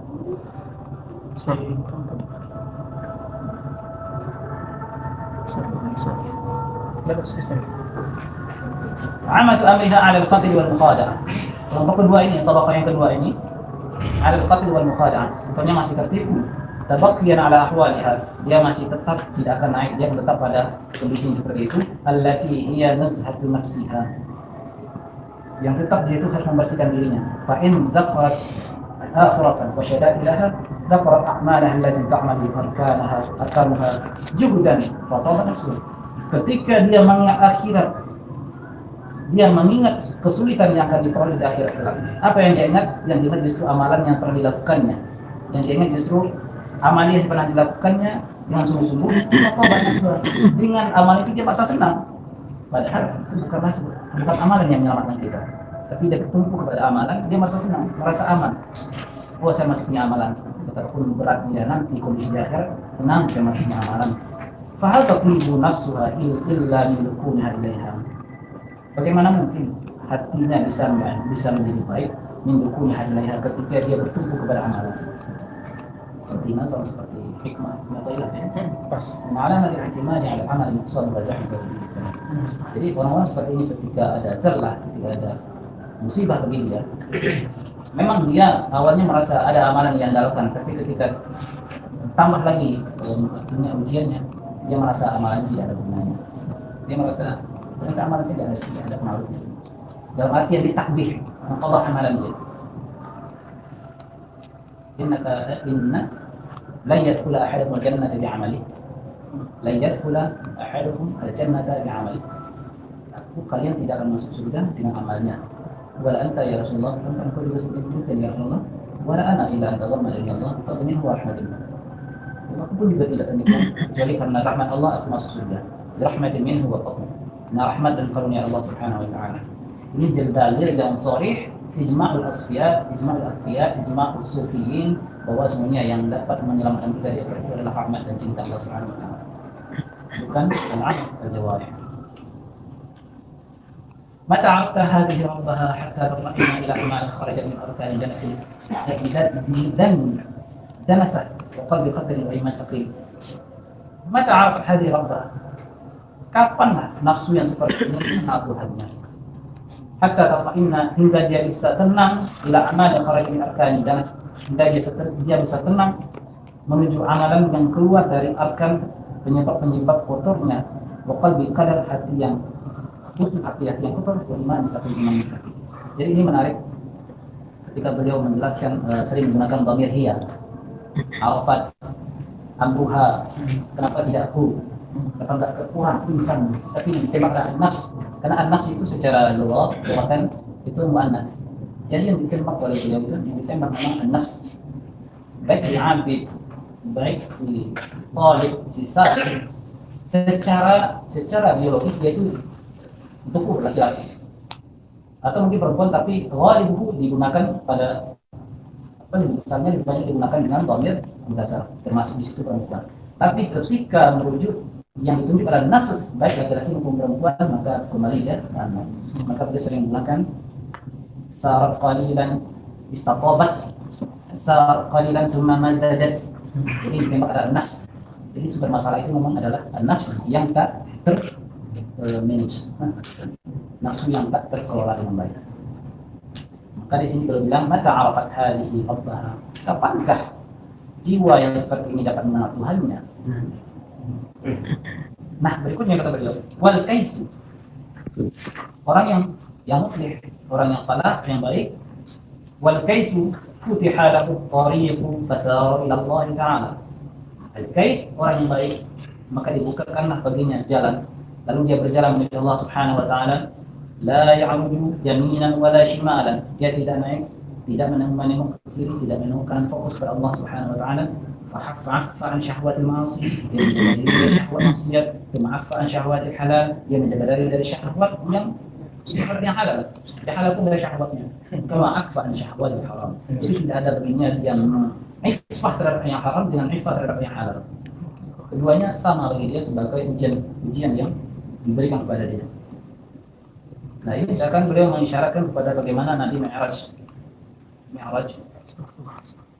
Rasulullah SAW itu pernah di surah Najm disampaikan. Bahkan ini adalah kalimat terakhir yang diucapkan oleh tabligh atau dakwah, kalimat hikmah yang disampaikan oleh salah satu mursyid yang meninggal hampir 1 bulan yang lampau. Beliau sedang mensyarah yang viral tersebut mursyid thariqah sedang ngasih pengajian di sebuah surau suluk. Tiba-tiba sedang pengajian mengucapkan la ilaha illallah, tanpa padahal tidak sedang berbicara la ilaha illallah, tidak ada hubungan dengan kalimat la ilaha illallah, dan juga tidak ada riwayat penyakit. Tiba-tiba beliau la ilaha illallah langsung berubah. Beliau itu sebelum sedang menjelaskan ketika Nabi Muhammad SAW itu ma zaghal basaru wa ma tagha, menjelaskan surah Najm. Meskipun dia tidak sebut surah Najm, tapi beliau sedang mensyarah maknanya. Ketika Rasulullah itu Isra, ketika Rasulullah itu Mi'raj, Allah katakan Jibril melalui Jibril, Muhammad, jangan engkau menengok kiri dan kanan, karena kalau seperti itu engkau tidak akan sampai kepada Allah. Kita bisa memahami secara bisa. Jangan menengok kiri dan kanan, jangan menengok ke alam, jangan menengok kepada hal yang bukan kepada Allah. Fokus kepada Allah. Meskipun kita di dunia ini, kalau fokus kepada Allah, apapun meskipun mata zahir kita memandang yang bukan Allah, tapi batin kita fokus kepada Allah.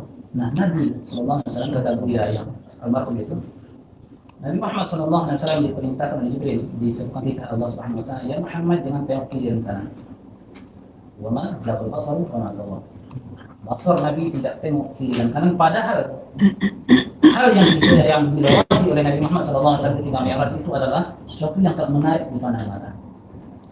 Kita jangankan kalau ke luar angkasa, jangankan bila-bila baru ke kampung atau ke bila-bila yang dekat, yang masih tergolong baru, masih mata kita cenderung melihat kiri dan kanan. Yang lama puncak masih main.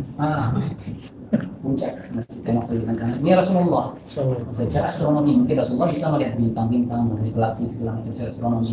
Tapi Rasulullah paham kenapa itu kepada Allah. Sami'na wa ata'na, taat kepada Allah, fokus kepada Allah.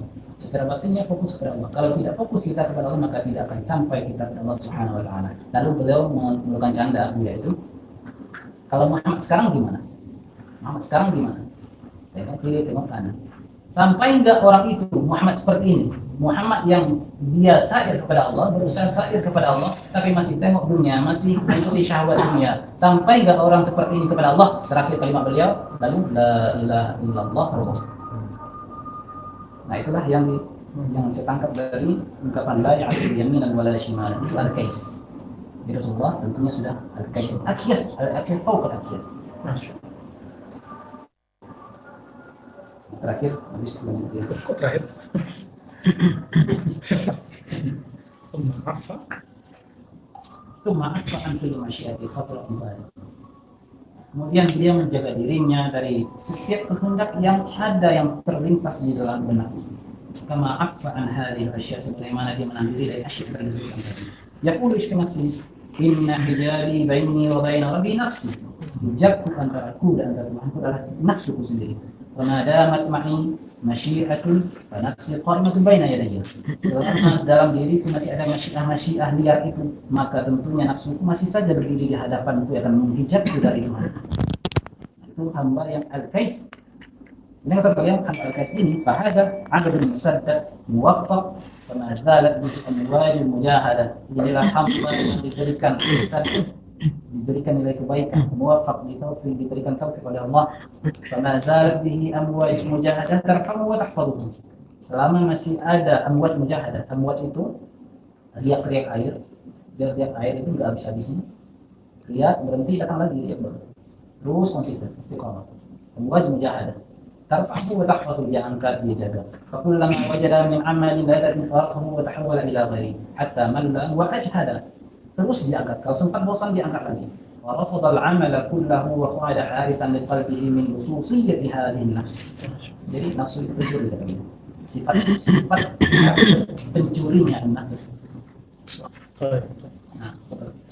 ما شاء الله جزاك الله يا ذا العرش عنكم ورفع درجاتكم عند الله آمين.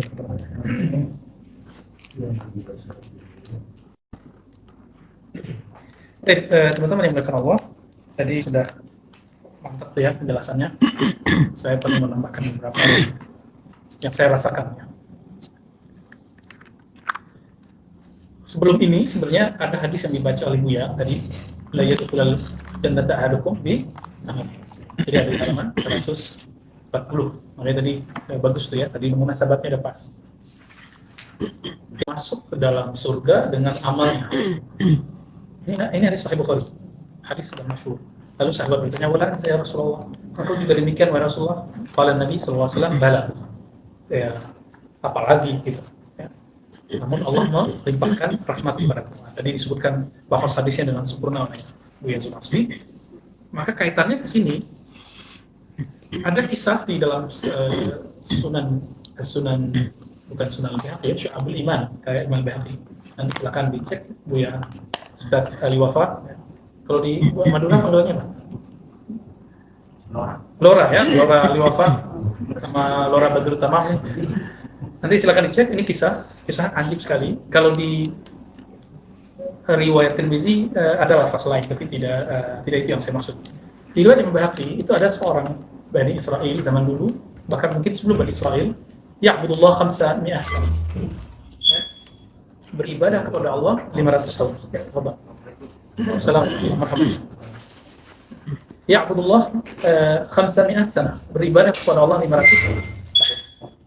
Teman-teman bayangkan tadi Buya Donald William masih bertanya 40 hari ada diskon nggak? Ini 500 tahun dia nggak ada diskon.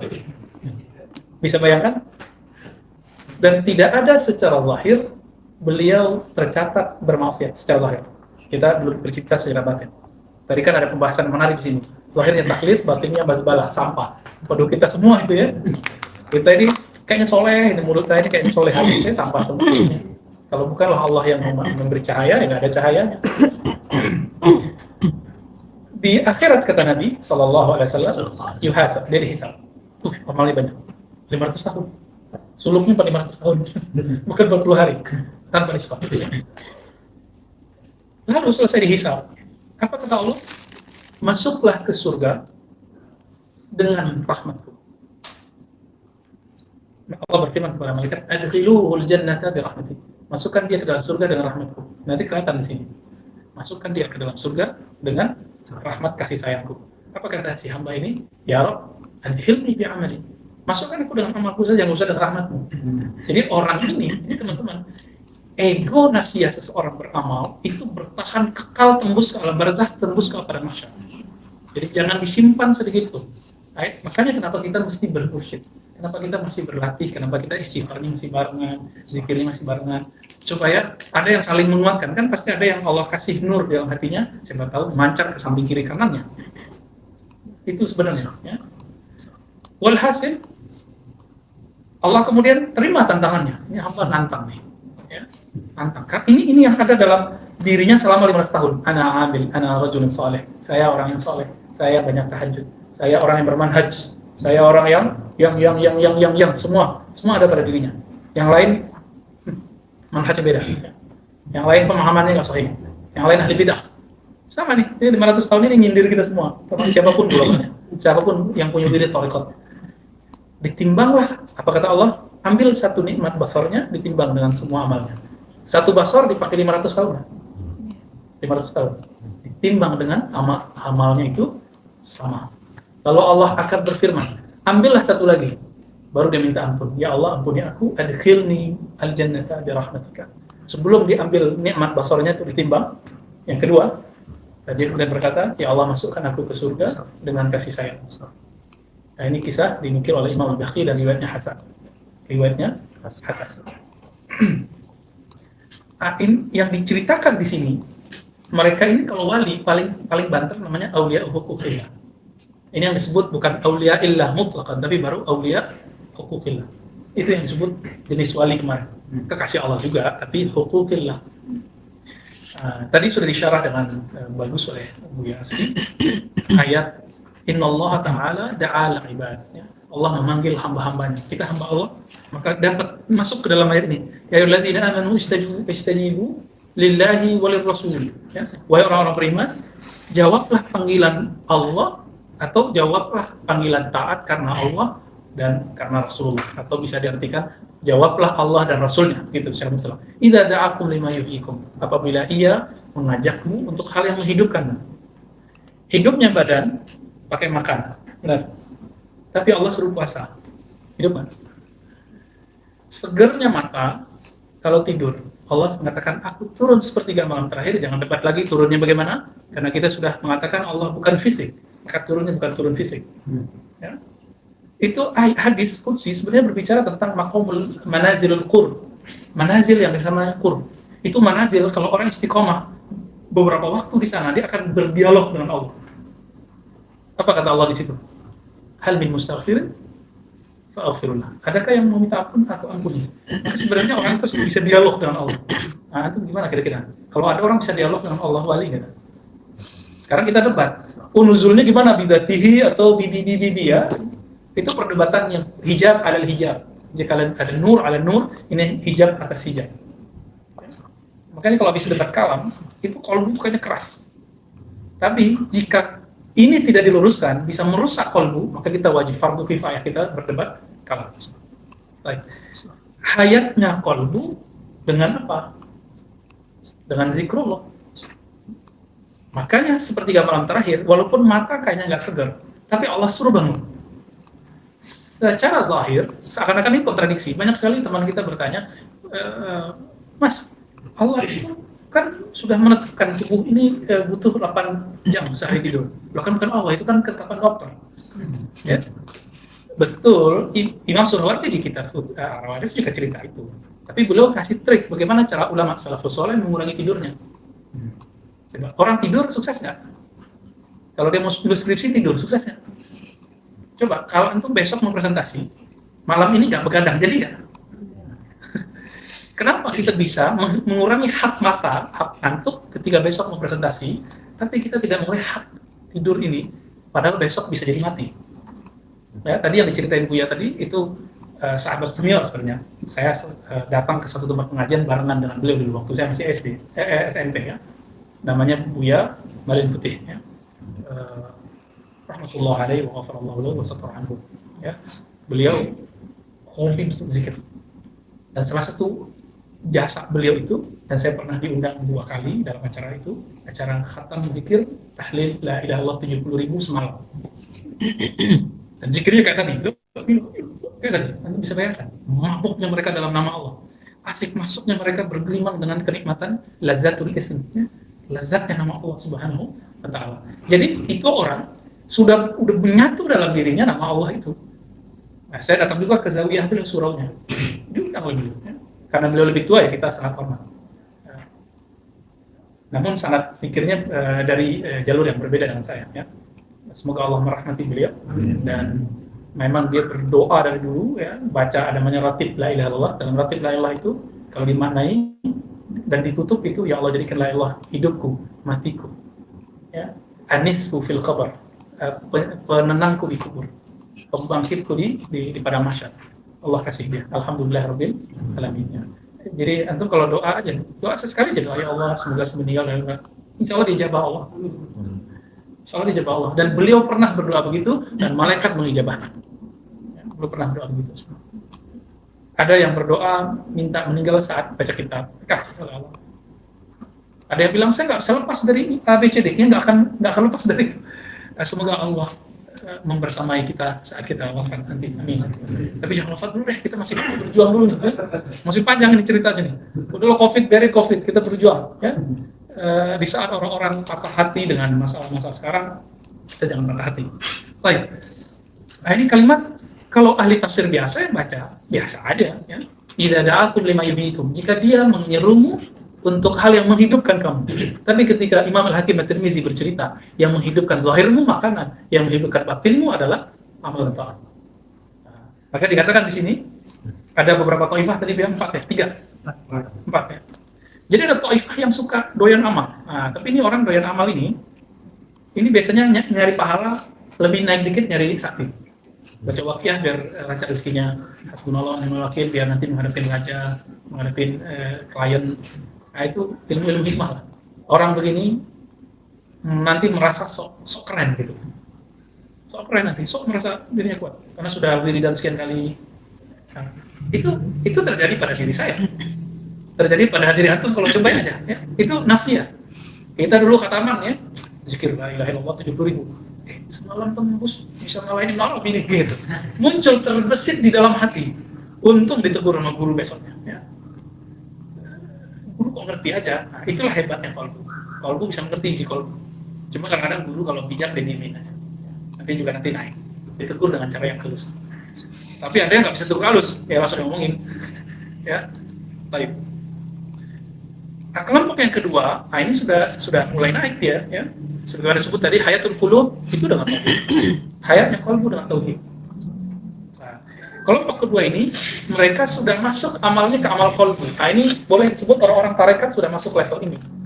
Tapi jangan senang dulu, orang tarekat belum tentu wali, ya, belum tentu wali Allah mutlak. Mungkin aulia hukukillah, belum wali yang mutlak yang kita mau bahas. Jadi kitab ini mengantarkan nanti setelah halaman 150 itu baru bercerita tentang wali yang mutlak itu. Yang sekarang ini baru wali-wali, ya wali-walian, aulia hukukillah. Orang tarekat rata-rata masuk di sini, udah masuk ke kolbunya. Wa tatahharu min syahwatin nufus. Mereka berusaha untuk membersihkan jiwanya dari syahwatnya. Nafs itu kalau nggak ada syahwat, dia bagus, disebut mutmainnah. Tapi karena ada syahwat, maka dia turun. Syahwat itu ngajak ke bawah, hina, si kolbunya ngajak ke atas. Tarik menarik lah itu di dalam diri seseorang. Nafs kita yang mana? Nah, silakan dicek, ya. Kalau makan, pengen nambah lagi nggak? Ya.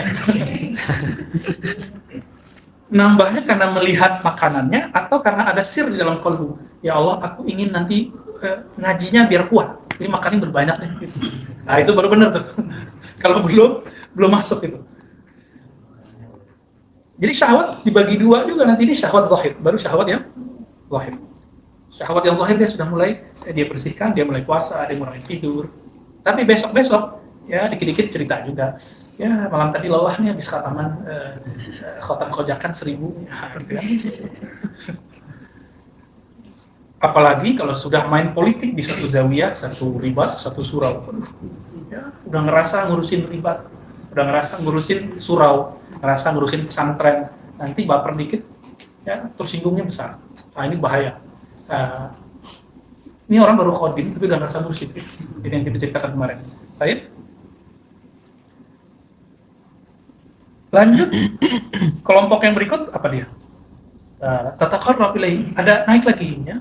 Kolbunya sudah oke, sudah mulai oke, tapi ternyata masih ada yang disebut tadi ya. Bercampur-campur juga masih banyak.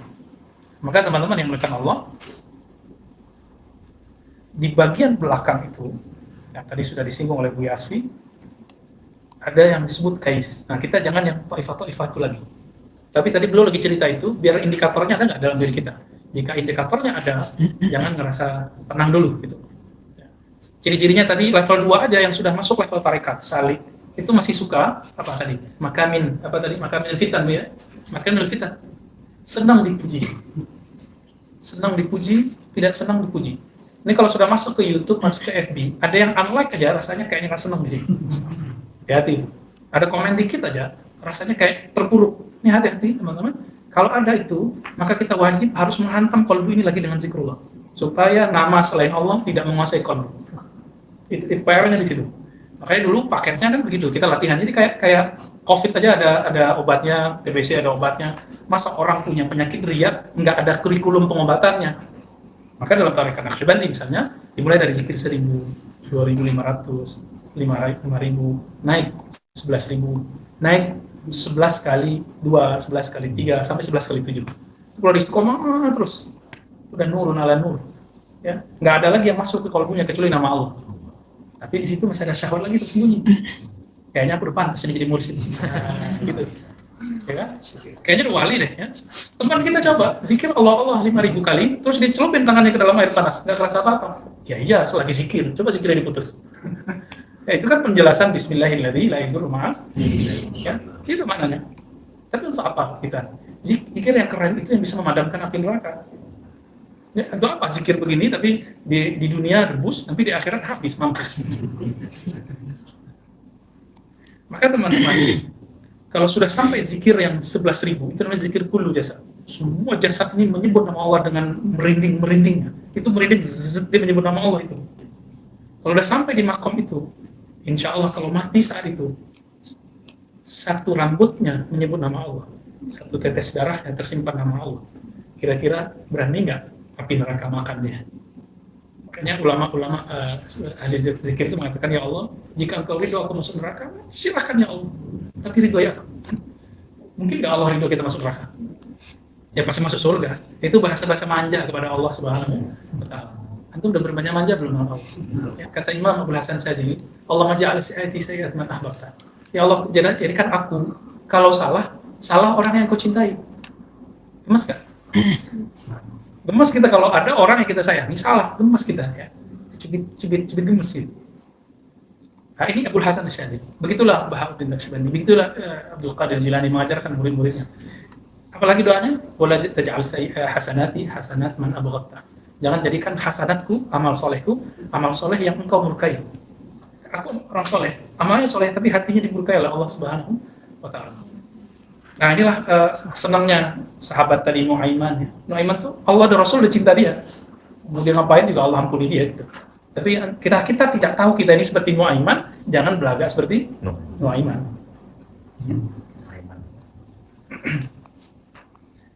Nah, dikatakan di sini, jadi iffah menjaga diri dari syahwat itu tahapan pertamanya syahwat maksiat. Nah ini rata-rata orang-orang soleh yang awam sudah dapat dan merasa sudah soleh. Mungkin banyak yang bertanya kepada kita, Ustadz ngapain habis sholat istighfar lagi? Kan kita sudah digugurkan dengan 5 kali. Tuh kan belagu kan dia? Ya. Dia lupa sholatnya nggak khusyuk. Itu kan dosa itu. Antum mencintai istri, tapi di lisan, kolbunya cintain yang lain. Jadi gimana? Kalau istrinya tahu gimana? Marah dia. Kepala ruku, kepala sujud, tapi hatinya bukan mengkultuskan Allah, bukan membesarkan Allah, membesarkan selain Allah. Allah lihat kalau bukan.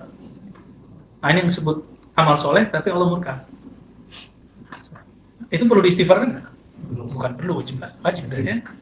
Nah dosa ini yang dikatakan di pekan lalu kita bahas, ya, Imam Syahrastani mengatakan orang-orang khawarij dari dulu aman dari dosa zahir, tapi tidak aman dari dosa batin. Batinnya mazbalah syata'ib, mazbalah merendahkan orang. Ya, ngelihat orang yang nggak berjilbab, wah, di neraka. Kita bertarekat zindik. Apalagi beda Muhammad sama dia, wah, bid'ah. Itu mazbalah itu. Sama antum baru masuk tarekat nih misalnya, atau jadi pengurus satu zawiyah, satu surau, satu pusat zikir. Terus ada orang lain masuk, wah ini kayaknya mau cari popularitas nih. Ini mazbalah itu. Jadi mazbalah ini tercium oleh ahli qalb. Teman-teman, hantam dengan nama Allah. Nama Allah itu harum. Nama Allah itu bersih. Kalau mazbalahnya bukan mazbalah minyak atau aspal atau karat. Kalau sudah berkarat, nggak cukup dengan nama Allah biasa. Itu harus dihantamnya harus lebih banyak. Nah, itu yang disebut dengan zikir lataif yang 7. Lataif itu 7 titik ya. Nanti yang sudah talqin dan mengamalkan zikir Allah 1000 sampai 5000, nanti kita ijazahkan dia dengan lataif yang 7. Ya, 40 hari. Harus 40 hari dah. 40 hari. Biar berubah kondisi rohaninya, harganya. Ya. Dimanapun antum belajar zikir, yang jauh dari mursyidnya, kita bisa bantu bimbingan tarbiyahnya. Tapi hormati gurunya yang mana. Ya, jangan berubah-ubah mursyid. Ya, tetap berguru kepada mursyidnya, hormati. Untuk kurikulumnya kita bisa bantu kan sama kayak ngeles lah ya, bukan les sorry. Ntar jadi ngeles beneran ya. Naik, ada syahwat maksiat. Habis itu syahwat apa? Syahwat halal. Syahwat halal dia boleh, tapi itu ada syahwat di dalamnya. Makan banyak, tidur banyak. Boleh nggak saya tidur banyak? Boleh. Ya kan, yang penting pas jam sholat bangun. Boleh nggak makan banyak? Yang penting halal. Boleh nggak ngomong banyak? Boleh nggak? Yang penting nggak ngomong yang salah. Ya. Tapi kemudian ditinggalkan itu. Nah, ini yang disebut berhenti ifah dari syahwat yang halal. Nah, ini yang disebut maqam al-wara. Ya, orangnya disebut waria. Waria itu ciri-cirinya tarkul halal khaufan min ayyahbita fil haram. Ya, fil haram. Jadi meninggalkan yang halal, khawatir terjebak pada yang haram atau minimal makruh. Nah, ini makomnya muridin salikin. Kalau tadi awam, meninggalkan maksiat itu awam. Yang ketiga, meninggalkan syahwat taat.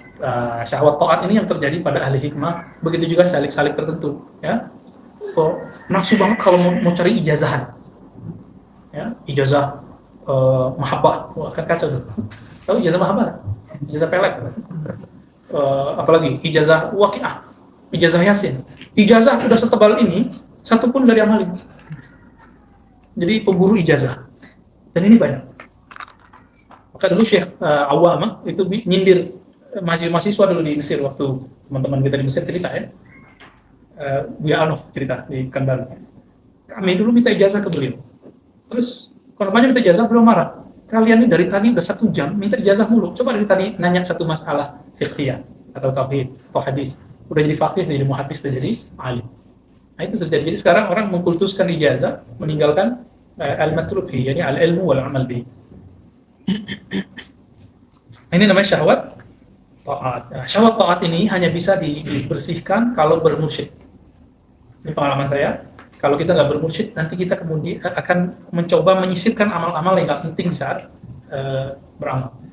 Orang yang salik itu, hitungannya dia marid. Dia sakit. Si mursyid ini tabib tahu takarannya.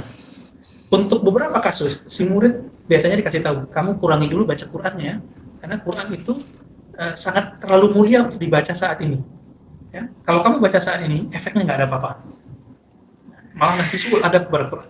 Baca Qur'an banyak, tapi bingung. Ini apa enak nih Qur'an ya gitu. Ada yang pernah ngalamin gitu. Ya? Kok baca Qur'an bosan? Nah, pernah terbersit itu suul adab Allah. Bahaya nggak tuh? Jadi hati-hati torikot juz'iyah one day one juz ini. Saya suka dengan gerakan-gerakan one day one juz, tapi saya khawatir nanti ada kebosanan di kolbunya, terus dia ngomong, kok gini-gini doang ya? Katanya kalau gelisah baca Quran tenang. Enggak tenang-tenang, ya, malah tambah gelisah. Ini kejadian di mana-mana teman-teman ya. Nah, apa yang harus dilakukan? Ikutin si tabibnya, si tabib rohaninya yang dapat izin dari tabib sebelumnya, yang sudah punya pengalaman dalam hal ini. Ya karena tabib-tabiban, kita buat ilustrasi dulu banyak. Orang baca 1000 buku kedokteran, jadi dokter nggak? Sepakat? Sama. Orang baca 1000 buku zikir, belum tentu jadi ahli zikir.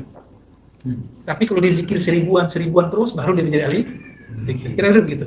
Nah, si mursyid ini tahu takarannya. Sekarang, kalau kamu baca Quran, kamu nanti akan mengurangi obat di kolbu. Al-Quran itu masuknya ke sini, teman-teman. Nurnya ke nur akliyah, baru masuk ke kolbu. Karena dia ditafakuri. Tafakur babnya sini, babul fikr. Kalau zikir, babnya di sini, di sadar. Si sadarnya belum siap menerima nur ini. Masuk ke pental, masuk ke pental, masuk ke pental. Cahaya itu mau masuk, ketutup. Air rahmat itu mau turun, tapi tempatnya masih kotor. Masih ingat ilustrasi kita ini bukan lagi mau iklan ya? Kita tutupin. Ini air bersih, oke? Antum punya gelas, gelasnya habis kita ludahin, kita ludahin. Saya kasih air yang bersih ini, mau minum nggak? Kenapa nggak mau minum? Airnya bersih. Kira-kira begitulah. Wadah kolbunya, wi'a'us sodrnya masih, si wallahnya masih banyak. Makanya ini orang main syair-syair aja. Apa? Ma fi qalbi hasbi rabbi ya Allah, ma fi qalbi khairul. Bagi saya membaca ini haram bagi orang yang belum sampai makomnya. Ya, bagi saya haram secara makom jauh. Tapi kalau makom nakal boleh, naklan, menukil. Saya ingin bacakan syair para ahli zikir, itu boleh, bacain. Tapi kalau belum, kasih dong. Lidahnya bilang ini kan gombal. Lidah bilang, aku hanya mencintaimu, Dek. Dalam hatinya, dan Dek. Sama kira-kira begitu. Kalau si Deknya tahu gimana? Si adeknya tahu. Gergetan ya. Allah lebih bercemburu dari seorang gadis yang baru jatuh cinta daripada ketika dia kasmaran. Lebih cemburu Allah Subhanahu Wa Taala. Maka hindarkan dulu syatahat itu. Itu yang kita sebut syatahat. Kalimat-kalimat gombal yang keluar dari seorang sufi yang sedang jatuh cinta. Itu penjelasan gamblang tentang apa sih syatahat. Kenapa sufi ngomong begitu? Ya, karena udah di luar batas akliyat, dia sudah mau masuk ke zaukiyat. Kenapa Ibnu Taimiyah mengkafirkan Ibnu Arabi? Karena dirinya membaca dengan akalnya. Salah tidak, tapi dia salah baca. Seharusnya pakai matalib ar-ruhiyah dengan zauknya. Oh, maksud Ibnu Arabi begini secara zauki. Nah, ini terjadi dialog saya dengan Allahyarham Syekhuna Ali Mustafa waktu beliau membicarakan salah satu sahabatnya yang dianggap berbicara tentang bersatu dengan Allah. Emang bisa hamba dengan makhluk bersatu? Kan nggak bisa. Tapi secara zauki itu ada, dan zauk itu bukan masuk bab akidah. Itu cuma rasa gombal. Ya. Kayak antum lagi baru jatuh cinta, kayaknya dunia dan seisinya tidak ada kecuali kamu berdua. Kan kejadian orang-orang begitu. Fana fil hub. Nah, seorang mursyid ketika membimbing murid ini, dia sudah ada takar-takarnya. Tapi ada mursyid kilat juga ada. Ya. Seharusnya 10 hari, dia jadiin 3 hari. Ya, karena mau gimana lagi, muridnya mau cepat. Mau disalahin siapa? Ya muridnya mau cepat. Kita tanya, ya dia mau aja syukur, ya udah. Iya. Dia mau aja syukur, alhamdulillah. Makanya sekarang ini zaman rukhsah emang ya. Di rukhsah semua. Baru sekali ketemu talqin, enak amat ya. Tapi mau gimana lagi, begitulah zamannya hari ini.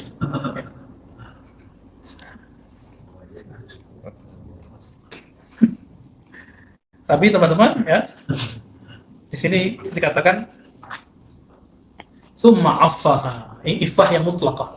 Lalu dia iffah menahan dirinya an kulli masyiati khatarat bibal. Tidak hanya dari maksiat halal, ta'at, tapi dia juga diet dari atau menahan diri dari khatarat, semua syahwat yang ada dalam bersitan dirinya. Apa bersitan yang paling susah dibenerin oleh seorang murid? Pengen jadi wali, pengen jadi mursyid. Itu paling susah. Nah, kalau itu terjadi, kabar gembiranya antum sudah melewati fase sebelumnya. Kabar tidak gembiranya, selamat ya, menghadapi was-was yang lebih deras dari was-was sebelumnya. Lebih deras itu. Dan itu harus digampar dikit sama gurunya dengan kalam-kalam yang sahih atau dengan doa-doanya. Gambaran-gambaran sayangnya ya, bukan dengan gambar pakai tangan. Ini berat teman-teman semua. Ini banyak sekali kita lihat praktek-praktek ya belum apa-apa sudah pengen jadi seperti mursyid. Ya. Nauzubillah min syahawat al-khafi. Ini yang dikatakan oleh Ibnu Athaillah, syahwat tersembunyi. Jadi syahwat kalau dibagi dua, syahwat yang zahir, syahwat yang khafi. Yang zahir jelas, syahwat mata memandang yang cantik-cantik, telinga yang indah-indah, merdu, semua ya, makan, minum. Syahwat khafi dimulai dari sombong, terus bertingkat-tingkat sampai ingin punya posisi menjadi mursyid, punya posisi disebut wali. Kalau ingin jadi waliullah itu benar. Dalam artian kekasih Allah, pengen jadi kekasih Allah. Tapi wali yang dia pahami, wali yang dihormati banyak orang, yang tangannya sakti, doanya mustajab. Biar nanti orang datang ke dia. Nah, ini bahaya ini. Ini mulai bahaya. Maka kitab ini menyindir kita semua, apalagi saya yang membacakan ini dengan Buya Asfi dan Buya Aldomi, ini kami kena semua ini ya, kita kena semua. Tapi kita tutup dengan ayat itu ya, wajahidu fillahi haqqa jihadi. Lalu ada ayat, man jahada fina walladzina jahadu fina lanahdiyannahum subulana. Orang-orang yang mujahadah fina, mujahadah fina secara harfiah dulu. Para ahli zikirnya mengartikannya harfiah aja. Mujahadah memenangkan Allah dalam dirinya, menyebut nama Allah lebih banyak daripada kekasih-kekasih zahirnya. Bisa? Jadi malam ini atau besok pagi, habis subuh atau sebelum subuh, coba ya, kolbunya digedor dengan nama Allah, tabung nama Allah dalam kolbunya, tabung, terus ketik terus sampai kemudian jadi refleks menyebut nama Allah sehingga nama itu bertahta dalam kolbu. Kalau sudah bertahta dalam kolbu, baru nanti baca Qurannya enak, baru nanti baca Subhanallah itu enak, La ilaha illallah itu lezat. Nah itu rahasia kenapa dalam Thariqah Naqsyabandiyah zikir pertama itu Ismul Jalalah, Allah ya. Tapi masyayikh sebagian menyebut Ismul Zat, khata, itu salah ya, keliru sebenarnya. As-sahih itu Ismul Jalal, Ismul Azam. Ismul Zat itu hanya rahasia Allah, rahasia Rasul dan Imam akhir zaman Al-Mahdi.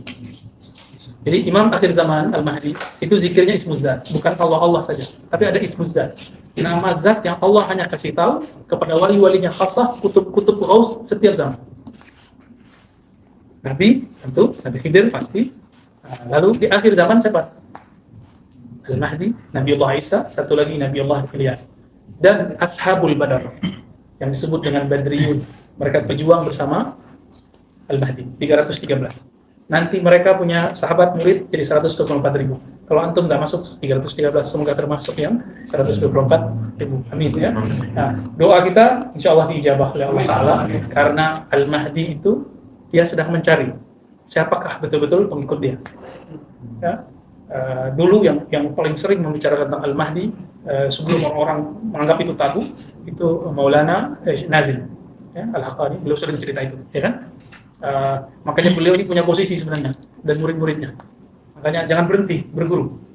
Karena antum belum ketemu dengan imam akhir zaman itu, maka wajib mencari terus.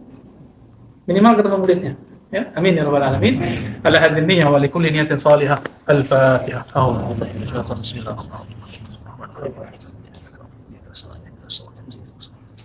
وصلى الله على نبينا محمد لقد جاءكم رسول من انفسكم عزيز عليه ما عنتم حريص عليكم بالمؤمنين رؤوف رحيم حسبي الله لا اله الا هو والعصر ان الانسان لفي خسر سبحانك اللهم وبحمدك اشهد ان لا اله الا انت اللهم صل على سيدنا محمد